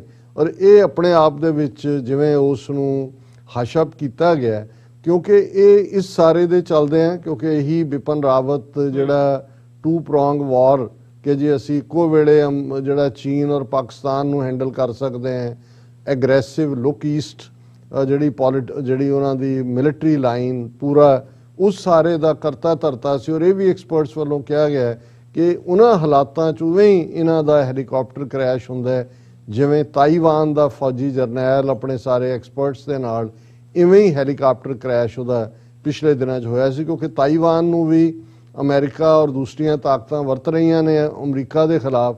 ਸੋ ਇਸ ਨੂੰ ਇੱਕ ਬਹੁਤ ਵੱਡਾ ਸੈਟਬੈਕ ਹੈ ਭਾਰਤ ਦੇ ਇੰਟੈਲੀਜੈਂਸ ਨੈਟਵਰਕ ਦੇ ਐਂਗਲ ਤੋਂ ਵੀ, ਔਰ ਜੇ ਕੋਈ ਇਨਰ ਕੰਸਪੀਰੇਸੀ ਹੁੰਦੀ ਹੈ ਤੇ ਇਸ ਨੂੰ ਵੀ ਦੇਖਿਆ ਜਾਏ ਉਸ ਐਂਗਲ ਤੋਂ। ਭਾਰਤ ਦੇ ਵਿੱਚ ਅਨਰੈਸਟ ਕਿਸ ਲੈਵਲ ਤੇ ਹੈ ਕਿ ਅਸੀਂ ਪਿਛਲੇ ਹਫ਼ਤਿਆਂ ਦੇ ਵਿੱਚ ਦੇਖਿਆ ਕਿ ਨਾਗਾਲੈਂਡ ਦੇ ਵਿੱਚ ਕਿਵੇਂ ਸਿਵਿਲੀਅਨਸ ਜਿਹੜੇ ਨੇ 15 ਤੋਂ ਜ਼ਿਆਦਾ ਫੌਜ ਉਹਨਾਂ ਨੂੰ ਮਾਰਦੀ ਹੈ ਔਰ ਸਾਰਾ ਨਾਗਾਲੈਂਡ ਖਲੋ ਜਾਂਦਾ ਹੈ। ਅੱਜ ਜਦੋਂ ਅਸੀਂ ਗੱਲ ਕਰ ਰਹੇ ਹਾਂ, ਹਾਲਾਂ ਨਾਗਾਲੈਂਡ ਦੇ ਵਿੱਚ ਇੱਕ ਪੂਰੀ ਲਹਿਰ ਖੜੀ ਹੋਈ ਹੈ ਕਿ ਜਿਹੜਾ armed special forces power act ਹੈ ਇਹਨੂੰ ਵਾਪਸ ਲਿਆ ਜਾਏ। ਪਰ ਅੱਜ ਜਦੋਂ ਅਸੀਂ ਗੱਲ ਕਰ ਰਹੇ ਹਾਂ, ਇੰਡੀਆ ਨੇ ਉੱਥੇ ਜਿੱਥੇ ਫੌਜ ਤਾਂ ਪਹਿਲਾਂ ਹੀ ਸਾਰੀ ਲਾਈ ਹੋਈ ਹੈ, ਪਰ ਉਹਨੂੰ ਸਾਰੇ ਨਾਗਾਲੈਂਡ ਨੂੰ ਜਿਹੜਾ ਉਹ ਡਿਸਟਰਬਡ ਏਰੀਆ ਡਿਕਲੇਅਰ ਕਰ ਦਿੱਤਾ ਹੈ, ਜਿਹਦਾ ਮਤਲਬ ਹੈ ਕਿ ਅਗਲੇ 6 ਮਹੀਨੇ ਲਈ ਇਹ armed forces special powers act ਤਾਂ ਰਹੇਗਾ ਹੀ ਰਹੇਗਾ, ਹੋਰ ਵੀ ਜਿਹੜੀ ਹੈ ਵਰਸਟ ਪਰਸੀਕਿਊਸ਼ਨ ਹੋਏਗੀ ਵਿਦ ਇਨ ਇੰਡੀਆ। ਨਕਸਲਾਈਟਸ ਦਾ ਵੀ ਪਾਰਟ ਬਰਾਬਰ ਜਾਰੀ ਹੈ। ਕਸ਼ਮੀਰ ਦੇ ਵਿੱਚ ਕਿਲਿੰਗਸ ਰੋਜ਼ਾਨਾ, ਅੱਜ ਜਦੋਂ ਅਸੀਂ ਗੱਲ ਕਰ ਰਹੇ ਹਾਂ, ਇਹ ਕਿਹਾ ਗਿਆ ਕਿ ਜੀ 2 ਫਲਾਣੀ ਥਾਂ ਦੇ ਉੱਤੇ ਮਿਲੀਟੈਂਟ ਮੁਕਾਬਲੇ 'ਚ ਮਾਰੇ ਗਏ, ਇੱਕ ਫੌਜੀ ਜਵਾਨ ਮਾਰਿਆ ਗਿਆ। ਔਰ ਇਹ ਲਗਾਤਾਰਤਾ ਨਾਲ ਜਿੱਥੇ 1 ਮਿਲੀਅਨ ਫੌਜ ਰੱਖੀ ਹੋਈ ਹੈ ਉਹ ਕਿਲਿੰਗਸ ਬਰਾਬਰ ਜਾਰੀ ਨੇ। ਪੰਜਾਬ ਦੇ ਹਵਾਲੇ ਨਾਲ ਅਸੀਂ ਡੀਟੇਲਸ ਬਾਅਦ 'ਚ ਗੱਲ ਕਰਾਂਗੇ। ਪਰ ਇਸ ਸਾਰੇ ਦੇ ਨਾਲ ਇਸ ਵਰੇ ਦੇ ਵਿੱਚ ਫਾਰਮ ਲਾਜ਼ ਜਿਹੜੇ ਕਿ ਆਰਡੀਨੈਂਸ ਰਾਹੀਂ ਜੂਨ 2020 'ਚ ਲਿਆਂਦੇ ਗਏ, ਨਵੰਬਰ ਦੇ ਮਹੀਨੇ ਦੇ ਵਿੱਚ ਦਿੱਲੀ ਦੀਆਂ ਬਰੂਹਾਂ ਦੇ ਉੱਤੇ ਨਵੰਬਰ 2020 'ਚ ਆ ਕੇ ਕਿਸਾਨ ਬੈਠਦੇ ਨੇ ਔਰ ਠੀਕ ਨਵੰਬਰ ਮਹੀਨੇ 'ਚ ਗੁਰੂ ਨਾਨਕ ਸਾਹਿਬ ਦੇ ਪ੍ਰਕਾਸ਼ ਪੁਰਬ ਮੌਕੇ ਖੇਤੀ ਕਾਨੂੰਨ ਜਿਹੜੇ ਨੇ ਉਹ ਵਾਪਸ ਲਏ ਗਏ। ਉਸ ਦੇ ਅਸੀਂ ਵੇਰਵੇ ਨਾਲ ਵੀ ਗੱਲ ਕਰਾਂਗੇ। ਪਰ ਇਹ ਇੱਕ 7 ਸਾਲ ਦੇ ਮੋਦੀ ਦੇ ਰਜੀਮ 'ਚ ਪਹਿਲਾ ਸਟੈਪ ਬੈਕ ਹੈ ਜਿੱਥੇ ਕਿ ਹਕੂਮਤ ਨੂੰ ਥੁੱਕਿਆ ਚੱਟਣਾ ਪਿਆ। ਹਾਲਾਂਕਿ ਸਾਰੇ ਪੀਰੀਅਡ 'ਚ ਅਸੀਂ ਦੇਖਦੇ ਹਾਂ ਕਿ ਕਿਵੇਂ ਲਖੀਮਪੁਰ ਖੀਰੀ ਵਰਗੇ ਥਾਂ ਦੇ ਉੱਤੇ ਗਵਰਨਮੈਂਟ ਸ਼ਹਿ ਦੇ ਨਾਲ ਵਹੀਕਲਸ ਨੂੰ ਐਜ਼ ਏ ਵੈਪਨ ਯੂਜ਼ ਕੀਤਾ ਗਿਆ ਔਰ ਕਿਵੇਂ ਕਿਸਾਨਾਂ ਨੂੰ ਉਹਨਾਂ ਗੱਡੀਆਂ ਦੇ ਥੱਲੇ ਰੋਂਦਿਆ ਗਿਆ। ਔਰ ਇਸ ਸਾਰੇ ਪੀਰੀਅਡ 'ਚ ਹੀ ਪਿਛਲੇ ਵਰੇ 'ਚ ਅਸੀਂ ਰਾਫੇਲ ਡੀਲ ਦੇਖਦੇ ਹਾਂ, 60,000 ਕਰੋੜ 30,000 ਕਰੋੜ ਆਪਣੇ ਅੰਬਾਨੀ ਅਡਾਨੀ ਯਾਰਾਂ ਨੂੰ ਲੁਟਾਉਣਾ ਔਰ ਹਰ ਚੀਜ਼ ਨੂੰ ਜਿਹੜਾ ਉਹ ਪ੍ਰਾਈਵੇਟਾਈਜ਼ ਕਰਨ ਦੀ ਲਾਈਨ ਦੇ ਥੱਲੇ ਅਸੀਂ ਦੇਖਦੇ ਹਾਂ ਕਿ 70 ਸਾਲ ਬਾਅਦ ਇੰਡੀਅਨ 에ਅਰਲਾਈਨ ਵਾਪਸ ਟਾਟਿਆਂ ਦੇ ਹਵਾਲੇ ਕਰ ਦਿੱਤੀ ਗਈ ਹੈ। ਰੇਲਵੇ ਵੀ ਵੇਚ ਰਹੇ ਨੇ, ਹਵਾਈ ਜਹਾਜ਼ ਵੀ ਵੇਚ ਦਿੱਤੇ ਔਰ ਦੂਸਰਾ ਵੀ ਸਾਰਾ ਮੁਲਕ ਜਿਹੜਾ ਉਹ ਵੇਚਣ ਤੇ ਲਾਇਆ ਹੋਇਆ ਹੈ। ਔਰ ਇੰਨੇ ਵੱਡੇ ਸਕੈਂਡਲ ਇਸ ਪੀਰੀਅਡ ਦੇ ਵਿੱਚ 3 ਜਿਨ੍ਹਾਂ ਦੇ ਇੰਟਰਨੈਸ਼ਨਲ ਜਿਨ੍ਹਾਂ ਦੀਆਂ ਇੰਪਲੀਕੇਸ਼ਨਸ ਨੇ, ਪਰ ਭਾਰਤ ਦੇ ਵਿੱਚ ਕਿਉਂਕਿ ਮੀਡੀਆ ਜੁਡੀਸ਼ਰੀ ਦੋਨੋਂ ਹੀ ਕਾਬੂ ਕੀਤੇ ਹੋਏ ਨੇ ਔਰ ਆਫ ਦਾ ਹੁੱਕ ਹੋਏ, ਉਹਨਾਂ 'ਚ ਅਸੀਂ ਪਹਿਲਾਂ ਜਿਹੜਾ 2020 'ਚ ਜਿਹਦੀ ਸ਼ੁਰੂਆਤ ਹੁੰਦੀ ਹੈ, ਪਨਾਮਾ ਪੇਪਰ ਲੀਕਸ ਸਾਹਮਣੇ ਆਇਆ ਜੀ। ਔਰ 2021 ਦੇ ਵਿੱਚ ਜਿਹੜਾ ਪੈਂਡੋਰਾ ਪੇਪਰ ਲੀਕ ਸਾਹਮਣੇ ਆਇਆ। ਹੁਣ ਪੈਂਡੋਰਾ ਪੇਪਰ ਲੀਕਸ ਦੇ ਵਿੱਚ 300 ਦੇ ਕਰੀਬ ਇੰਡੀਅਨ, ਜਿਹਦੇ 'ਚ ਵੱਡੇ ਬਿਜ਼ਨਸਮੈਨ ਔਰ ਵੱਡੇ ਲੋਕ ਸ਼ਾਮਲ ਨੇ। ਔਰ ਫਿਰ ਸਭ ਤੋਂ ਵੱਡਾ ਦੁਨੀਆ ਦਾ, ਜਿਹਨੂੰ ਦੁਨੀਆ ਭਰ ਦੇ ਮੀਡੀਆ ਔਰ ਉਹਨਾਂ ਦੇ ਜਿਹੜੇ NGOs ਇਨਵੈਸਟੀਗੇਟਿਵ ਏਜੰਸੀਜ਼ ਨੇ, ਪੈਗਾਸਸ, ਕਿ ਕਿਵੇਂ ਜਿਹੜਾ ਉਹਨਾਂ ਦੀ ਇੰਡੀਆ ਨੇ ਆਫੀਸ਼ੀਅਲੀ ਉਹ ਖਰੀਦਿਆ ਹੋਇਆ ਨਾਨ ਆਫੀਸ਼ੀਅਲ ਇਜ਼ਰਾਈਲ ਦੀ ਕੰਪਨੀ ਤੋਂ, ਔਰ ਕਿਵੇਂ ਉਹ ਜਰਨਲਿਸਟਾਂ ਤੋਂ ਲੈ ਕੇ ਐਕਟਿਵਿਸਟ, ਸਿਵਲ ਲਿਬਰਟੀ, ਪੋਲੀਟੀਕਲ, ਔਰ ਜਿਨ੍ਹਾਂ ਦੇ ਵਿੱਚ ਜਿਹੜੇ ਵੀ ਉਹਨੂੰ ਮੋਦੀ ਗਵਰਨਮੈਂਟ ਦੇ ਕ੍ਰਿਟਿਕ ਨੇ, ਉਹਨਾਂ ਦੇ ਘਰਾਂ ਤੱਕ ਸਭ ਦੀ ਪਹੁੰਚ, ਔਰ ਕਿਵੇਂ ਔਰ ਕਿਵੇਂ ਸੁਪਰੀਮ ਕੋਰਟ ਨੇ ਉਹਨੂੰ ਹਸ਼ਪ ਕੀਤਾ। ਲੇਕਿਨ ਜਿਵੇਂ ਤੁਸੀਂ ਮੋਦੀ ਦੇ ਹਿੰਦੂਤਵਾ ਏਜੰਡੇ ਦੀ ਗੱਲ ਕੀਤੀ, ਉਹਨੂੰ ਜਿਹੜਾ ਇੱਕ ਸੀਰੀਅਸ ਚੈਲੰਜ ਜੇ ਡੈਮੋਕ੍ਰੈਟਿਕ ਸਿਸਟਮ 'ਚ ਦਿੱਤਾ ਕਿਸੇ ਨੇ, ਤਾਂ ਮਮਤਾ ਬੈਨਰਜੀ ਨੇ ਵੈਸਟ ਬੰਗਾਲ ਦੇ ਵਿੱਚ ਦਿੱਤਾ ਅਸੈਂਬਲੀ ਇਲੈਕਸ਼ਨਸ ਦੇ ਦੌਰਾਨ, ਜਿੱਥੇ ਕਿ ਮੋਦੀ, ਅਮਿਤ ਸ਼ਾਹ ਨੇ ਸਾਰੀ ਤਾਕਤ ਝੋਕੀ ਹੋਈ ਸੀ। ਖਰੀਦੋ ਫਰੋਖਤ ਵੀ, ਆਪਣਾ ED, CBI, ਉਹਨਾਂ ਦੇ ਅਟੈਕ ਵੀ ਬਰਾਬਰ ਜਾਰੀ ਸੀ। ਇਹਦੇ ਬਾਵਜੂਦ ਵੈਸਟ ਬੰਗਾਲ ਦੇ ਵਿੱਚ ਜਿਹੜਾ ਉਹ ਮਮਤਾ ਬੈਨਰਜੀ ਦੀ ਪਾਰਟੀ ਜਿੱਤੀ। ਔਰ ਹੁਣ ਵੀ ਜਿਹੜਾ ਇਹ ਦੇਖਣ ਵਾਲਾ ਪਾਰਟ ਹੋਏਗਾ ਕਿ ਪੰਜਾਬ, UP ਔਰ ਇੱਕ ਦੋ ਹੋਰ ਸੂਬਿਆਂ ਦੇ ਵਿੱਚ ਇਹ ਚੋਣਾਂ ਹੋਣ ਜਾ ਰਹੀਆਂ ਨੇ, ਉਹਨਾਂ ਦੇ ਵਿੱਚ ਕੀ ਉਹੀ ਚੈਲੰਜ ਜਿਹੜਾ ਮਮਤਾ ਬੈਨਰਜੀ ਨੇ ਇਹਨਾਂ ਨੂੰ ਕੀਤਾ ਉਹ ਜਾਰੀ ਰਹੇਗਾ। ਪਰ ਇਸ ਪੀਰੀਅਡ 'ਚ ਅਸੀਂ ਦੇਖਦੇ ਹਾਂ ਕਿ ਹਰਾਸਮੈਂਟ ਇਸ ਲੈਵਲ ਤੱਕ ਹੈ ਕਿ ਈਵਨ ਜਿਹੜਾ ਕਾਫੀ ਚਰਚਾ 'ਚ ਰਿਹਾ ਕਿ ਜੀ ਉਹ cruise drug scandal, Shahrukh Khan ਦੇ ਮੁੰਡੇ ਨੂੰ ਕਿਵੇਂ ਉਹਨਾਂ ਨੇ ਹਰਾਸ ਕੀਤਾ, ਕਿਵੇਂ ਬਾਕੀ ਜਿਹੜੀ ਫਿਲਮੀ ਦੁਨੀਆ ਦੇ ਜਾਂ ਦੂਸਰੇ ਲੋਕ ਜਿਨ੍ਹਾਂ ਨੇ ਫਾਰਮਰ ਮੂਵਮੈਂਟ ਦੀ ਹਮਾਇਤ ਕੀਤੀ, ਉਹਨਾਂ ਦੇ ਉੱਤੇ ਕਿਵੇਂ ਉਹਨਾਂ ਦੇ ਟਰੋਲਰ ਔਰ ਦੂਸਰੇ ਕਰ ਰਹੇ ਨੇ। ਜੰਮੂ ਕਸ਼ਮੀਰ ਦੇ ਹਵਾਲੇ ਨਾਲ ਕੀ ਚੱਲ ਰਿਹਾ, ਉਹ ਜਿਉਂ-ਜਿਉਂ ਡਿਸਕਸ਼ਨ ਆਪਣੀ ਅੱਗੇ ਤੁਰੇਗੀ ਅਸੀਂ ਇਸ ਦੇ ਉੱਤੇ ਵੇਰਵੇ ਨਾਲ ਗੱਲ ਕਰਾਂਗੇ। ਜੀ ਡਾਕਟਰ ਸਾਹਿਬ, ਬਿਲਕੁਲ। ਇੱਥੇ ਛੋਟੇ ਜਿਹੇ ਕਮਰਸ਼ੀਅਲ ਬ੍ਰੇਕ ਤੇ ਲਈ ਰੁਕਦੇ ਹਾਂ। ਬ੍ਰੇਕ ਤੋਂ ਬਾਅਦ ਦੁਬਾਰਾ ਗੱਲਬਾਤ ਕੰਟੀਨਿਊ ਕਰਦੇ ਹਾਂ।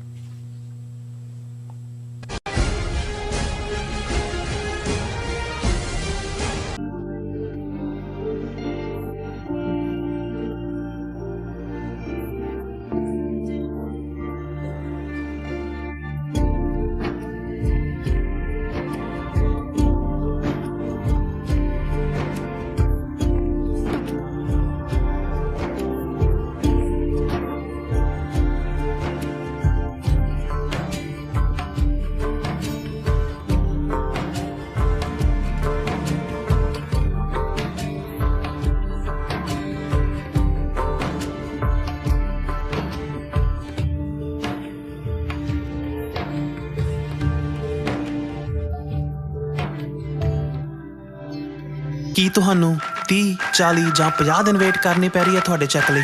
ਫਿਰ ਬ੍ਰੋਕਰਾਂ ਪਿੱਛੇ ਭੱਜਦੇ ਫਿਰਦੇ ਹੋ ਪੈਸੇ ਲਈ। ਬਹੁਤ ਜ਼ਿਆਦਾ ਟਾਈਮ ਵੇਸਟ ਹੋ ਜਾਂਦਾ ਇੱਦਾਂ ਤਾਂ। ਜੇ ਤੁਸੀਂ ਅੱਜ ਹੀ ਪੈਸੇ ਲੈਣੇ ਤਾਂ ਬੌਬਟੇਲ ਨੂੰ ਕਾਲ ਕਰੋ। ਬੌਬਟੇਲ ਤੁਹਾਡੀਆਂ ਇਨਵੋਇਸਿਸ ਸੇਮ ਡੇ ਫੰਡ ਕਰ ਸਕਦੇ ਹਨ for a small fee, no contract, no reserve and no hidden fees। ਅੱਜ ਹੀ ਕਾਲ ਕਰੋ ਬੌਬਟੇਲ ਨੂੰ ਤੇ ਤੁਹਾਡਾ ਪਹਿਲਾ ਮਹੀਨਾ ਫ੍ਰੀ। 410 204 2084।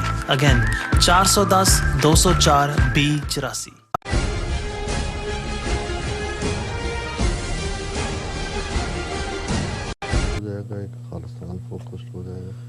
ਵਿਊਅਰਸ, ਬ੍ਰੇਕ ਤੋਂ ਬਾਅਦ ਤੁਹਾਡਾ ਸਾਰਿਆਂ ਦਾ ਸਵਾਗਤ ਹੈ। ਗੱਲਬਾਤ ਨੂੰ ਅੱਗੇ ਤੋਰਦੇ ਹਾਂ। ਡਾਕਟਰ ਸਾਹਿਬ, ਹੁਣ ਗੱਲ ਕਰੀਏ ਅਸੀਂ ਥੋੜ੍ਹਾ ਜਿਹਾ ਸਿੱਖ ਪਰਸਪੈਕਟਿਵ ਤੋਂ, ਮਤਲਬ ਵਿਸ਼ੇਸ਼ ਕਰਕੇ ਜਦੋਂ ਅਸੀਂ ਇਹ ਸਾਰੇ ਵਰ੍ਹੇ ਦੀ ਗੱਲ ਕਰਦੇ ਹਾਂ, ਖਾਸ ਤੌਰ 'ਤੇ ਜਦੋਂ ਅਸੀਂ ਕਿਸਾਨ ਸੰਘਰਸ਼ ਦੇ ਹਵਾਲੇ ਨਾਲ ਦੇਖਦੇ ਹਾਂ, ਜਿਹੜੀਆਂ ਡਿਵੈਲਪਮੈਂਟਸ ਹੋਈਆਂ ਨੇ ਉਹਨੇ ਸਿੱਖਾਂ ਨੂੰ ਗਲੋਬਲੀ ਜਦੋਂ ਅਸੀਂ ਦੇਖਦੇ ਹਾਂ ਤਾਂ ਇਕੱਠਿਆਂ ਕੀਤਾ।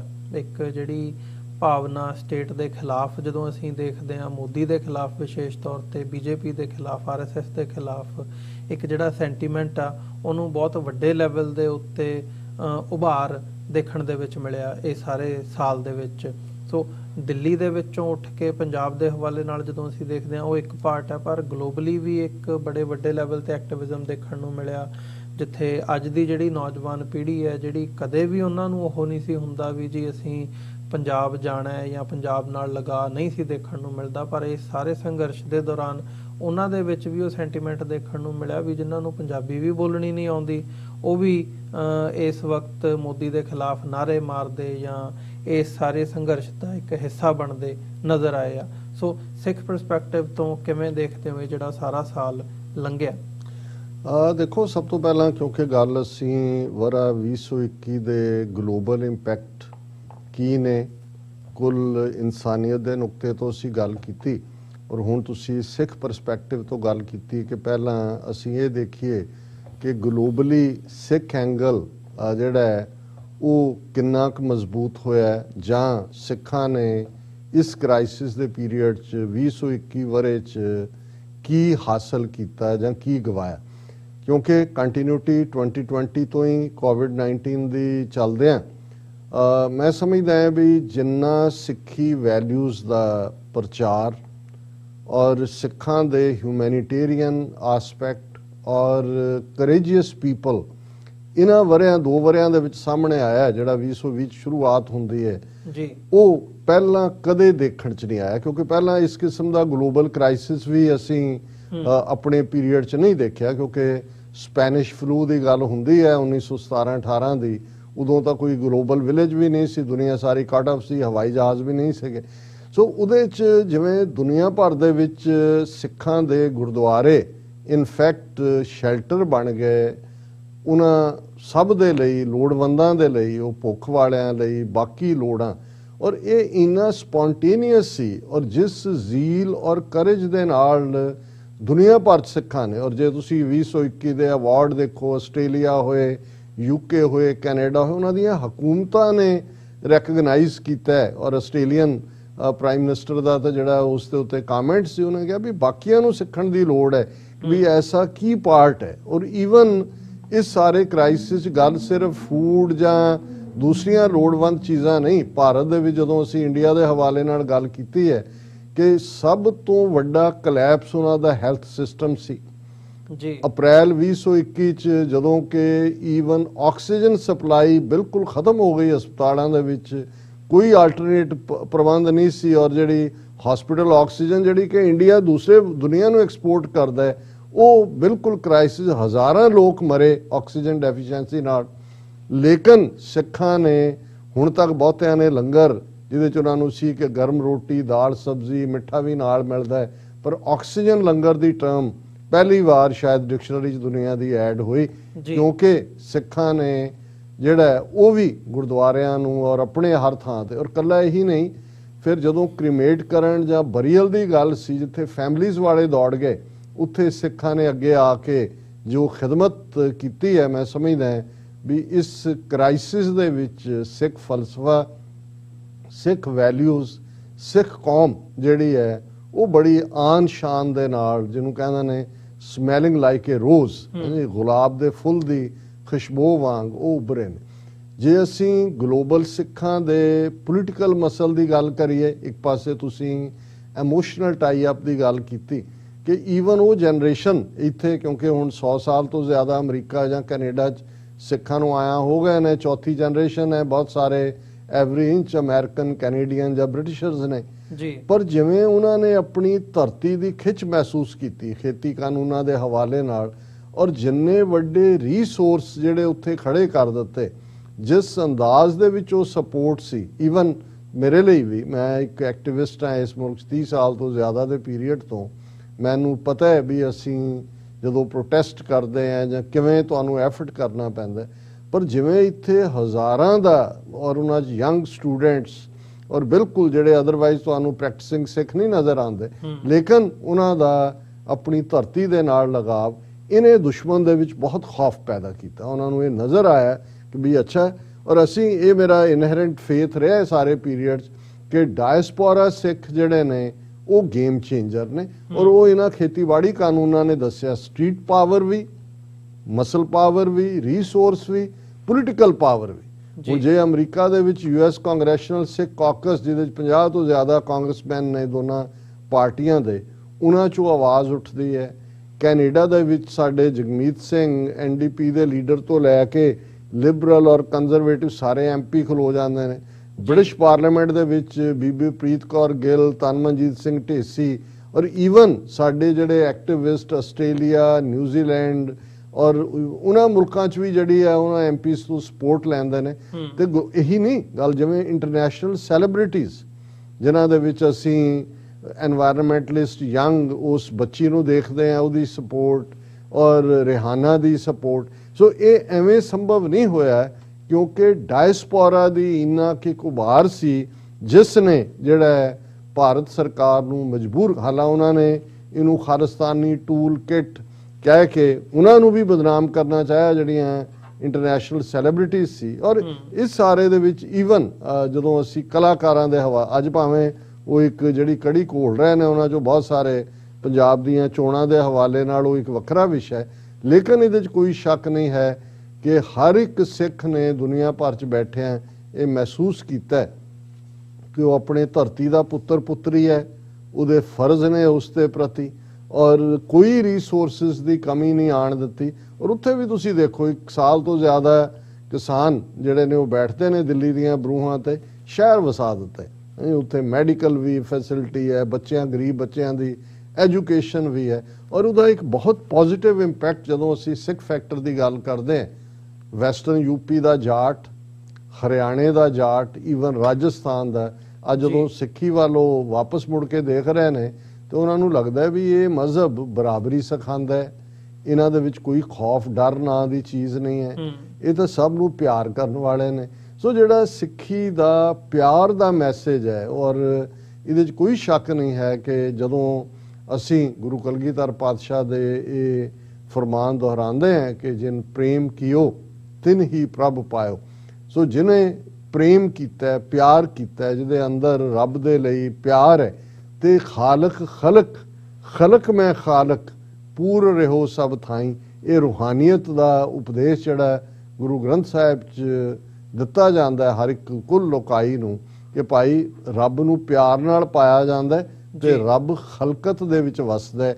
ਜਿਹੜਾ ਖਲਕਤ ਨੂੰ ਪਿਆਰ, ਉਹ ਸਾਡੀਆਂ ਇੰਸਟੀਟਿਊਸ਼ਨਸ ਸੰਗਤ ਔਰ ਪੰਗਤ ਦੀਆਂ ਔਰ ਬੇਖੌਫ ਹੋਣ ਦੀ ਜਿਹੜੀ ਸਾਡੀ ਮੁੱਢਲੀ ਇਨਹੈਰੈਂਟ ਗੁਰੂ ਨੇ ਜੋ ਸਾਡੇ ਅੰਦਰ ਖਾਲਸਾ ਨਿਰਭਉ ਨਿਰਵੈਰ ਹੈ, ਉਹ ਇਸ ਸਾਰੇ ਪੀਰੀਅਡ ਦੇ ਵਿੱਚ ਗਲੋਬਲੀ ਵੀ ਉੱਭਰ ਕੇ ਸਾਹਮਣੇ ਆਇਆ। ਔਰ ਕਿਸਾਨ ਸੰਘਰਸ਼ ਦੇ ਚੱਲਦਿਆਂ ਭਾਰਤ ਦੇ ਆਮ ਆਵਾਮ ਤੱਕ ਵੀ ਇਹ ਮੈਸੇਜ ਪਹੁੰਚਿਆ। ਇਹਦੇ ਬਾਵਜੂਦ ਕਿ ਟਰੋਲਰਸ ਨੇ, ਨੈਗੇਟਿਵਿਟੀਜ਼ ਕਰਨ ਵਾਲਿਆਂ ਨੇ ਇਸ ਮੂਵਮੈਂਟ ਨੂੰ ਕਦੇ ਖਾਲਿਸਤਾਨ ਨਾਲ, ISI ਨਾਲ, ਦਹਿਸ਼ਤਗਰਦੀ ਨਾਲ, ਕਦੇ ਉਹਨਾਂ ਨੂੰ ਮਵਾਲੀ ਕਿ ਕ੍ਰਿਮੀਨਲ ਕਿਸਮ ਦੇ ਲੋਕ ਨੇ, ਕਦੇ ਕੋਈ ਹੋਰ ਲਕਬਾਂ ਦੇ ਨਾਲ ਸੰਬੋਧਨ ਕੀਤਾ। ਪਰ ਸਿੱਖਾਂ ਦਾ ਸਿਦਕ, ਸਬਰ, ਪੇਸ਼ੈਂਸ, ਰੈਜ਼ਿਸਟੈਂਸ ਕਰਨ ਦੀ ਤਾਕਤ ਔਰ ਬੇਖੌਫ ਔਰ ਦੁਨੀਆ ਭਰ 'ਚ ਖਾਲਸਾ ਪੰਥ ਨੂੰ ਜਿਵੇਂ ਇਸ ਹਕੂਮਤ ਨੇ ਦੇਖਿਆ, ਬਿਲਕੁਲ ਠੀਕ ਦੇਖਿਆ ਕਿ ਭਾਈ ਇਹ ਸਿੱਖਾਂ ਦੀ ਤਾਕਤ ਅਲਟੀਮੇਟਲੀ ਉਹਨਾਂ ਨੂੰ ਉਸ ਪਾਸੇ ਵੱਲ ਜਾ ਰਹੀ ਹੈ ਜਿੱਥੋਂ ਖੌਫਜ਼ਦਾ ਹੋ ਕੇ ਭਾਰਤੀ ਹਕੂਮਤ ਜਿਹੜੀ ਹੈ ਉਹ 3 ਖੇਤੀ ਕਾਨੂੰਨ ਵਾਪਸ ਲੈਣ ਤੇ ਮਜਬੂਰ ਹੋਈ। ਔਰ ਮੋਦੀ ਦੀ ਧੌਣ 'ਚ ਜਿਹੜਾ 7 ਸਾਲ ਤੋਂ ਸਰੀਆ ਫਸਿਆ ਹੋਇਆ ਸੀ, ਉਹ ਸਿੱਖਾਂ ਨੇ ਖਿੱਚ ਕੇ ਉਹਦੀ ਧੌਣ ਜਿਹੜੀ ਹੈ ਉਹ ਨਿਭਾਈ। ਜੀ ਡਾਕਟਰ ਸਾਹਿਬ, ਬਿਲਕੁਲ ਇੱਕ ਛੋਟੇ ਜਿਹੇ ਕਮਰਸ਼ੀਅਲ ਬ੍ਰੇਕ ਤੇ ਲਈ ਰੁਕਦੇ ਹਾਂ, ਬ੍ਰੇਕ ਤੋਂ ਬਾਅਦ ਦੁਬਾਰਾ ਵਿਚਾਰਾਂ ਦੀ ਸਾਂਝ ਪਾਉਂਦੇ ਹਾਂ।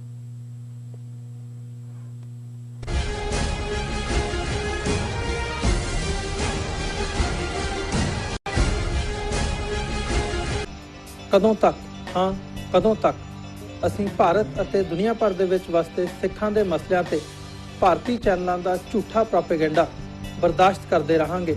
ਆਓ ਮੇਰੇ ਨਾਲ ਜੁੜੋ ਪ੍ਰੋਗਰਾਮ ਗੁਫ਼ਤਗੂ ਵਿੱਚ। ਸਿੱਖ ਨਜ਼ਰੀਏ ਤੋਂ ਰੋਜ਼ਾਨਾ ਵਾਪਰ ਰਹੀਆਂ ਘਟਨਾਵਾਂ ਦਾ ਵਿਸ਼ਲੇਸ਼ਣ ਕਰੀਏ। ਲਾਈਵ ਕਾਲਸ ਅਤੇ ਈਮੇਲਸ ਰਾਹੀਂ ਇਸ ਪ੍ਰੋਗਰਾਮ ਦਾ ਹਿੱਸਾ ਬਣੋ। ਮੰਡੇ ਟੂ ਫਰਾਈਡੇ ਰਾਤ 9:30 ਵਜੇ ਸਿਰਫ TV 84 ਤੇ। ਕੀ ਤੁਹਾਨੂੰ 30, 40 ਜਾਂ 50 ਦਿਨ ਵੇਟ ਕਰਨੀ ਪੈ ਰਹੀ ਹੈ ਤੁਹਾਡੇ ਚੈੱਕ ਲਈ? ਫਿਰ ਬ੍ਰੋਕਰਾਂ ਪਿੱਛੇ ਭੱਜਦੇ ਫਿਰਦੇ ਹੋ ਪੈਸੇ ਲਈ, ਬਹੁਤ ਜ਼ਿਆਦਾ ਟਾਈਮ ਵੇਸਟ ਹੋ ਜਾਂਦਾ ਇੱਦਾਂ ਤਾਂ। ਜੇ ਤੁਸੀਂ ਅੱਜ ਹੀ ਪੈਸੇ ਲੈਣੇ ਤਾਂ ਬਾਬਟੇਲ ਨੂੰ ਕਾਲ ਕਰੋ। ਬਾਬਟੇਲ ਤੁਹਾਡੀਆਂ ਇਨਵੋਇਸਿਸ ਸੇਮ ਡੇ ਫੰਡ ਕਰ ਸਕਦੇ ਹਨ for a small fee No contract, no reserve and no hidden fees. ਅੱਜ ਹੀ ਕਾਲ ਕਰੋ ਬਾਪਟੇਲ ਨੂੰ ਤੇ ਤੁਹਾਡਾ ਪਹਿਲਾ ਮਹੀਨਾ ਫ੍ਰੀ। 410 204 2084 ਅਗੇਨ 410 204 2084।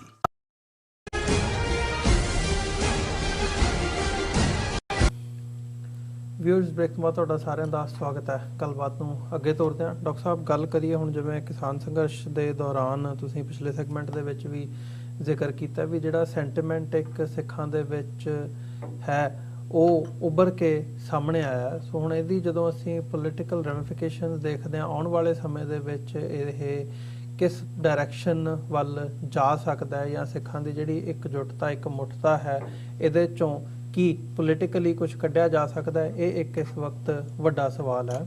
ਸੋ ਇਹਨੂੰ ਅਸੀਂ ਬਾਹਰਲੇ ਪਰਸਪੈਕਟਿਵ ਤੋਂ ਡਾਇਸਪੋਰਾ ਦੇ ਹਵਾਲੇ ਨਾਲ ਵੀ ਦੇਖਦੇ ਹਾਂ ਤੇ ਪੰਜਾਬ ਦੇ ਵਿੱਚ ਜੋ ਸਿਚੁਏਸ਼ਨ ਚੱਲ ਰਹੀਆਂ ਨੇ ਉਹ ਵੀ ਦੇਖਦੇ ਹਾਂ। ਉਹ ਭਾਵੇਂ 26 ਜਨਵਰੀ ਨੂੰ ਜਦੋਂ ਲਾਲ ਕਿਲ੍ਹੇ ਤੇ ਕੇਸਰੀ ਨਿਸ਼ਾਨ ਲਹਿਰਾਇਆ ਗਿਆ ਉਹ ਘਟਨਾ ਹੋਵੇ, ਉਹ ਇੱਕ ਮਿਸਾਲ ਦੇ ਤੌਰ ਤੇ ਉੱਭਰਦਾ, ਜਾਂ ਤੁਸੀਂ ਜਿਹੜੇ ਜ਼ਿਕਰ ਕੀਤਾ ਪਿਛਲੇ ਸੈਗਮੈਂਟ ਦੇ ਵਿੱਚ ਉਹ ਵੀ ਇੱਕ ਇਮੇਜ ਬਣ ਕੇ ਉੱਭਰ ਕੇ ਸਾਹਮਣੇ ਆਉਂਦੀ ਹੈ ਭਾਰਤ ਦੇ ਵਿੱਚ ਵੀ ਤੇ ਬਾਹਰ ਅੰਤਰਰਾਸ਼ਟਰੀ ਪੱਧਰ ਦੇ ਉੱਤੇ ਵੀ।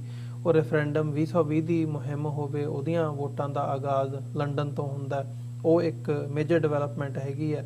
ਜਾਂ ਹੁਣ ਜਿਹੜੀਆਂ ਡਿਵੈਲਪਮੈਂਟਸ ਪੰਜਾਬ ਦੇ ਵਿੱਚ ਹੋ ਰਹੀਆਂ ਨੇ, ਇੱਕ ਟਾਰਗੇਟਡ ਲਾਈਨ ਸਿੱਖਾਂ ਦੇ ਖਿਲਾਫ ਦੇਖਣ ਨੂੰ ਮਿਲ ਰਹੀ ਹੈ, ਜਗਮੀਤ ਸਿੰਘ ਦੀ ਗ੍ਰਿਫਤਾਰੀ, ਉਹਨਾਂ ਦੇ ਮਾਤਾ ਦੇ ਨਾਲ, ਅਦਰਵਾਈਜ਼ ਅਸੀਂ ਦੇਖਦੇ ਹਾਂ। ਸੋ ਇਹ ਸਾਰੀਆਂ ਘਟਨਾਵਾਂ ਨੂੰ ਕਿਵੇਂ ਦੇਖਦੇ ਹੋ? ਕੀ ਇੱਕ ਵੱਡਾ ਸਵਾਲ ਜਿਹੜਾ ਆਉਂਦਾ ਵੀ ਇਹ ਜਿਹੜੀ ਜਿਸ ਪਾਸੇ ਵੱਲ ਗੱਲ ਜਾ ਰਹੀ ਹੈ ਕਿ ਉਹਦੇ ਚੋਂ ਕੁਝ ਨਿਕਲ ਸਕਦਾ, ਪ੍ਰਾਪਤੀ ਹੋ ਸਕਦੀ ਹੈ ਕੋਈ? ਦੇਖੋ, ਬਹੁਤ ਵਾਰ ਅਸੀਂ ਇਸ ਮਾਮਲੇ 'ਚ ਅਨਫੋਰਚੂਨੇਟ ਹੈ ਕਿ 47 ਦੇ ਦੌਰ 'ਚ ਵੀ ਕੌਮ ਦੀ ਸਪਿਰਿਟ, ਕੌਮ ਵਿਚਲੇ ਜਜ਼ਬੇ, ਕੌਮ ਦੀਆਂ ਪ੍ਰਾਪਤੀਆਂ, ਇਸ ਸਭ ਦੇ ਬਾਵਜੂਦ ਨਾਅਹਿਲ ਲੀਡਰਸ਼ਿਪ ਦੀ ਬਦੌਲਤ ਅਸੀਂ ਉਹ ਗਲਤ ਫੈਸਲਾ ਲਿਆ। ਮਾਸਟਰ ਤਾਰਾ ਸਿੰਘ, ਬਲਦੇਵ ਸਿੰਘ, ਗਿਆਨੀ ਕਰਤਾਰ ਸਿੰਘ ਨੇ ਹਿੰਦੂਆਂ ਦੇ ਨਾਲ ਕਿਸਮਤ ਜੋੜਨ ਦਾ, ਜਿਹਦੀ ਸਜ਼ਾ ਅਸੀਂ ਪਿਛਲੇ 75 ਸਾਲ ਤੋਂ ਭੋਗ ਰਹੇ। ਹੁਣ ਵੀ ਇਸ 'ਚ ਕੋਈ ਸ਼ੱਕ ਨਹੀਂ ਹੈ ਕਿ ਜਿਹੜੀ ਕਿਸਾਨ ਮੂਵਮੈਂਟ ਪੰਜਾਬ ਦੇ ਵਿੱਚ ਜੂਨ 2020 ਤੋਂ ਜਿਹਦੀ ਸ਼ੁਰੂਆਤ ਹੁੰਦੀ ਹੈ, ਸ਼ੰਭੂ ਬਾਰਡਰ ਤੋਂ ਸਿੰਘੂ ਬਾਰਡਰ ਤੱਕ ਲਿਆਉਣ 'ਚ ਕਿਵੇਂ ਨੌਜਵਾਨੀ ਨੇ, ਉਸ ਸਿੱਖ ਸਪਿਰਿਟ ਨੇ, ਔਰ ਉਹ ਟਰੈਕਟਰ ਜਿਹੜਾ ਅੱਗੇ ਲੀਡ ਕਰ ਰਹੀ ਹੈ ਵਹੀਕਲ, ਜਿਸ ਦੇ ਉੱਤੇ ਸੰਤ ਭਿੰਡਰਾਂ ਵਾਲਿਆਂ ਦੀ ਤਸਵੀਰ ਹੈ, ਕੇਸਰੀ ਝੰਡਾ ਹੈ, ਔਰ ਜਕਾਰਿਆਂ ਦੀ ਗੂੰਜ ਦੇ ਵਿੱਚ ਜਿਹੜੇ ਪੱਥਰ ਵੱਡੇ ਵੱਡੇ ਜਿਹੜੇ ਉਹਨਾਂ ਨੇ ਸੜਕਾਂ ਪੁੱਟੀਆਂ, ਕਰੇਨਾਂ ਨਾਲ ਰੱਖੇ ਪੱਥਰ ਜਿਹੜੇ ਨੇ ਹੱਥਾਂ ਨਾਲ ਚੁੱਕ ਕੇ ਵਗਾ ਕੇ ਮਾਰੇ, ਉਹ ਜਿਹੜੀ ਸਿੱਖੀ ਸਪਿਰਿਟ, ਔਰ ਜਿਵੇਂ ਤੁਸੀਂ ਗੱਲ ਕੀਤੀ ਹੈ ਜਗਮੀਤ ਸਿੰਘ ਔਰ ਉਹਨਾਂ ਦੀ ਮਾਤਾ ਜੀ ਦੀ ਔਰ ਉਹਨਾਂ ਦੇ ਇੱਕ ਦੋਸਤ ਦੀ ਗ੍ਰਿਫਤਾਰੀ ਦੀ, ਜਿਨ੍ਹਾਂ ਨੂੰ ਇਸ ਕਰਕੇ ਜਿਹੜਾ ਫੜਿਆ ਗਿਆ ਕਿ ਜੀ ਇਹਨਾਂ ਦੇ ਕੋਲੋਂ ਰੈਫਰੈਂਡਮ 2020 ਦਾ ਮੈਟੀਰੀਅਲ ਮਿਲਿਆ, ਇਹਨਾਂ ਨੇ ਫਤਿਹਗੜ੍ਹ ਸਾਹਿਬ ਸ਼ਹੀਦੀ ਜੋੜ ਮੇਲੇ ਤੇ ਵੰਡਣਾ ਸੀ। ਹੁਣ ਇਹ ਜਗਮੀਤ ਸਿੰਘ ਉਹ ਹੀਰੋ ਹੈ ਜਿਹੜਾ ਸਭ ਤੋਂ ਅੱਗੇ ਜਿਹੜੀ ਵਾਟਰ ਕੈਨਨ ਹੈ ਉਹਨੂੰ ਫੇਸ ਕਰਦਾ। ਹੁਣ ਕਿਉਂਕਿ ਅੱਜ ਇਹ ਹਕੂਮਤ ਦਾ ਰਿਵੈਂਜਫੁਲ ਐਟੀਟਿਊਡ ਇਸ ਲਈ ਹੈ ਕਿਉਂਕਿ ਜਿਹੜੀ ਕਿਸਾਨ ਲੀਡਰਸ਼ਿਪ ਉਹਨੇ ਤਾਂ ਆਪਣੇ ਹੈਂਡ ਵਾਸ਼ ਕਰਨੇ ਚਾਹੇ ਵੀ ਸਿੱਖੀ ਨਾਲ, ਖਾਲਿਸਤਾਨ ਨਾਲ ਸਾਡਾ ਕੋਈ ਤਾਲੁਕ ਨਹੀਂ ਹੈ। ਔਰ ਇਹੀ ਕਾਰਨ ਸੀ ਕਿ 26 ਜਨਵਰੀ, ਔਰ ਇਹ 26 ਜਨਵਰੀ 2021 ਇਤਿਹਾਸ ਦੇ ਵਿੱਚ ਉਹ ਦਿਨ ਬਣ ਗਿਆ ਜਿਵੇਂ ਅਸੀਂ 1783 ਨੂੰ ਯਾਦ ਕਰਦੇ ਹਾਂ, 1783 ਨੂੰ, ਜਿਸ ਦਿਨ ਸਰਦਾਰ ਬਘੇਲ ਸਿੰਘ, ਸਰ ਜੱਸਾ ਸਿੰਘ ਆਹਲੂਵਾਲੀਆ, ਜੱਸਾ ਸਿੰਘ ਰਾਮਗੜੀਆ, ਉਹ 30,000 ਖਾਲਸਾ ਫੌਜ ਨੇ ਲਾਲ ਕਿਲ੍ਹੇ ਦੇ ਉੱਤੇ ਕੇਸਰੀ ਪਰਚਮ ਚਲਾਇਆ ਸੀ। ਹੁਣ ਜੁਗਰਾਜ ਸਿੰਘ ਨੂੰ ਇਹ ਹਮੇਸ਼ਾ ਇਤਿਹਾਸ ਕ੍ਰੈਡਿਟ ਦੇਗਾ। ਹੁਣ ਉਹ ਸਾਡੀ ਸਟਰੈਂਥ ਸੀ ਔਰ ਇਹਦੇ 'ਚ ਕੋਈ ਦੋ ਰਾਵਾਂ ਨਹੀਂ ਨੇ ਕਿ ਹਕੂਮਤ ਘਬਰਾਈ, ਸਿੱਖਾਂ ਦੀ ਤਾਕਤ ਤੋਂ ਘਬਰਾਈ। ਔਰ ਜਿਵੇਂ ਤੁਸੀਂ ਰੈਫਰੈਂਡਮ 2020 ਦਾ ਜ਼ਿਕਰ ਕੀਤਾ ਕਿ 31 ਅਕਤੂਬਰ 2021 ਨੂੰ, ਹਾਲਾਂਕਿ ਇਹ ਰੈਫਰੈਂਡਮ 2020 'ਚ ਹੋਣਾ ਸੀ ਲੇਕਿਨ ਕੋਵਿਡ ਦੇ ਚਲਦਿਆਂ ਇਸ ਨੂੰ ਅੱਗੇ ਪਾਇਆ ਗਿਆ ਔਰ 31 ਅਕਤੂਬਰ ਨੂੰ ਇਸ ਦੀ ਸ਼ੁਰੂਆਤ ਕੁਈਨ ਐਲਿਜ਼ਾਬੈਥ ਸੈਂਟਰ ਲੰਡਨ ਤੋਂ ਹੁੰਦੀ ਹੈ। 30,000 ਤੋਂ ਜ਼ਿਆਦਾ ਲੋਕ ਜਿਹੜੇ ਨੇ ਉਹ ਵੋਟ ਪਾਉਣ ਲਈ ਪਹੁੰਚਦੇ ਨੇ। ਜਨੇਵਾ ਦੇ ਵਿੱਚ ਵੀ ਇਵੇਂ ਹੀ ਭਰਵਾਂ ਹੁੰਗਾਰਾ ਹੈ ਔਰ ਇਹਨਾਂ ਆਉਣ ਵਾਲੇ ਦਿਨਾਂ ਦੇ ਵਿੱਚ ਅਸੀਂ ਦੇਖਦੇ ਹਾਂ ਕਿ ਯੂਕੇ ਦੇ 4 ਵੱਡੇ ਸ਼ਹਿਰਾਂ ਦੇ ਵਿੱਚ ਇਹ ਜਿਹੜਾ ਇਹ ਵੋਟਾਂ ਹੋਣੀਆਂ ਨੇ। ਹੁਣ ਇਹ ਜਿਹੜਾ ਇੰਟਰਨੈਸ਼ਨਲ ਇੱਕ ਪਾਸੇ ਅਸੀਂ ਕਿਸਾਨ ਲਹਿਰ ਦੇ ਹਵਾਲੇ ਨਾਲ ਗੱਲ ਕੀਤੀ ਕਿ ਕਿਵੇਂ ਸਪੌਂਟੇਨੀਅਸ ਦੁਨੀਆ ਭਰ ਦੇ ਵਿੱਚ ਪ੍ਰੋਟੈਸਟ ਹੋਏ, ਰੈਲੀਜ਼ ਹੋਈਆਂ, ਇੱਥੇ ਈਵਨ ਫਾਸਟ ਵੀ ਰੱਖੇ ਗਏ ਇੰਡੀਅਨ ਐਮਬੈਸੀਆਂ ਕੌਂਸਲੇਟਾਂ ਦੇ ਬਾਹਰ, ਨਿਊਯਾਰਕ 'ਚ ਵੀ, ਈਵਨ ਸਰੀ ਦੇ ਵਿੱਚ ਵੀ। ਇੱਕ ਯੂਨੀਕ ਤਰੀਕਾ ਸੀ। ਪਰ ਉਹਦੇ ਨਾਲ ਨਾਲ ਜਿਹੜੀ ਇਹ ਸਿੱਖ ਨੌਜਵਾਨਾਂ ਨੂੰ ਜਿਹੜੇ ਪਿਛਲੇ ਜੂਨ 84 ਤੋਂ 36-37 ਸਾਲ ਬਾਅਦ ਦੀ ਜਨਰੇਸ਼ਨ ਹੀ ਡਿਫਰੈਂਟ ਹੈ, ਉਹਨਾਂ ਨੂੰ ਇਹ ਅਹਿਸਾਸ ਹੋਣਾ ਸ਼ੁਰੂ ਹੋਇਆ ਕਿ ਵੀ ਵਾਕਈ ਜੇ ਅੱਜ ਪੀਸਫੁਲ ਤਰੀਕੇ ਦੇ ਨਾਲ ਸਾਡੀ ਜਿਹੜੀ ਸਟਰਗਲ ਹੈ ਉਸ ਨੂੰ ਇਵੇਂ ਬਦਨਾਮ ਕੀਤਾ ਜਾ ਰਿਹਾ ਹੈ, ਖਾਲਿਸਤਾਨ ਔਰ ਦਹਿਸ਼ਤਗਰਦੀ ਔਰ ISI ਔਰ ਦੂਜਾ, ਤੇ ਇਹਨਾਂ ਨੇ ਸਾਡੇ ਨਾਲ 36 ਸਾਲ ਪਹਿਲਾਂ ਕੀ ਕੀਤਾ ਹੋਵੇਗਾ ਸਾਡੇ ਵਡੇਰਿਆਂ ਨਾਲ। ਹੁਣ ਇਹ ਜਿਹੜੀ ਤਾਕਤ ਹੈ, ਮੈਂ ਸਮਝਦਾ ਹਾਂ ਵੀ ਇਸ ਨੂੰ ਜੇ ਤਾਂ ਕਿਸਾਨੀ ਲੀਡਰਸ਼ਿਪ ਦੇ ਵਿੱਚ ਪੰਥਕ ਸਪਿਰਿਟ ਵਾਲੇ ਲੋਕ ਹੁੰਦੇ ਤੇ ਸ਼ਾਇਦ ਇਹਨੂੰ ਅਸੀਂ ਹੁਣ ਤੱਕ ਇੱਕ ਠੀਕ ਚੈਨਲ ਦੇ ਵਿੱਚ ਲਿਆ ਕੇ ਇਹਨੂੰ ਅਸੀਂ ਪੋਲੀਟੀਕਲੀ ਆਪਣੀ ਆਜ਼ਾਦੀ ਦੀ ਸਟਰਗਲ ਨੂੰ ਸਟਰੋਂਗ ਕਰ ਪਾਉਂਦੇ। ਪਰ ਅਨਫੋਰਚੂਨੇਟਲੀ ਉਹ ਤਾਂ ਉਹਨਾਂ ਨੇ, ਦੁਸ਼ਮਣ ਨੇ ਇਸ ਗੱਲ ਨੂੰ ਸਮਝਿਆ। ਇਸ ਲਈ ਗੁਰੂ ਨਾਨਕ ਸਾਹਿਬ ਦੇ ਪ੍ਰਕਾਸ਼ ਪੁਰਬ ਦੇ ਮੌਕੇ ਤੇ ਹੀ ਜਿਹੜਾ ਉਹ ਮੋਦੀ ਕਾਨੂੰਨ ਵਾਪਸ ਲੈਣ ਦਾ ਐਲਾਨ ਕਰਦਾ। ਹੁਣ ਵੀ ਉਹਨੇ 5 ਜਨਵਰੀ ਦਾ ਜਿਹੜਾ ਨਾਨਕਸ਼ਾਹੀ ਕੈਲੰਡਰ ਮੁਤਾਬਕ 10ਵੇਂ ਪਾਤਸ਼ਾਹ ਦਾ ਪ੍ਰਕਾਸ਼ ਪੁਰਬ ਹੈ, ਉਸ ਦਿਨ ਉਹਨੇ ਫਿਰੋਜ਼ਪੁਰ ਆਉਣਾ ਔਰ ਉੱਥੇ ਆ ਕੇ ਉਹਨੇ ਉਸ ਕਿਸਮ ਦੀ ਆਪਣੀ ਵਾਅਦਿਆਂ ਦੀ ਪਟਾਰੀ ਚੋਂ ਕੁਛ ਨਾ ਕੁਛ ਫਰਾਡ ਕੱਢਣਾ।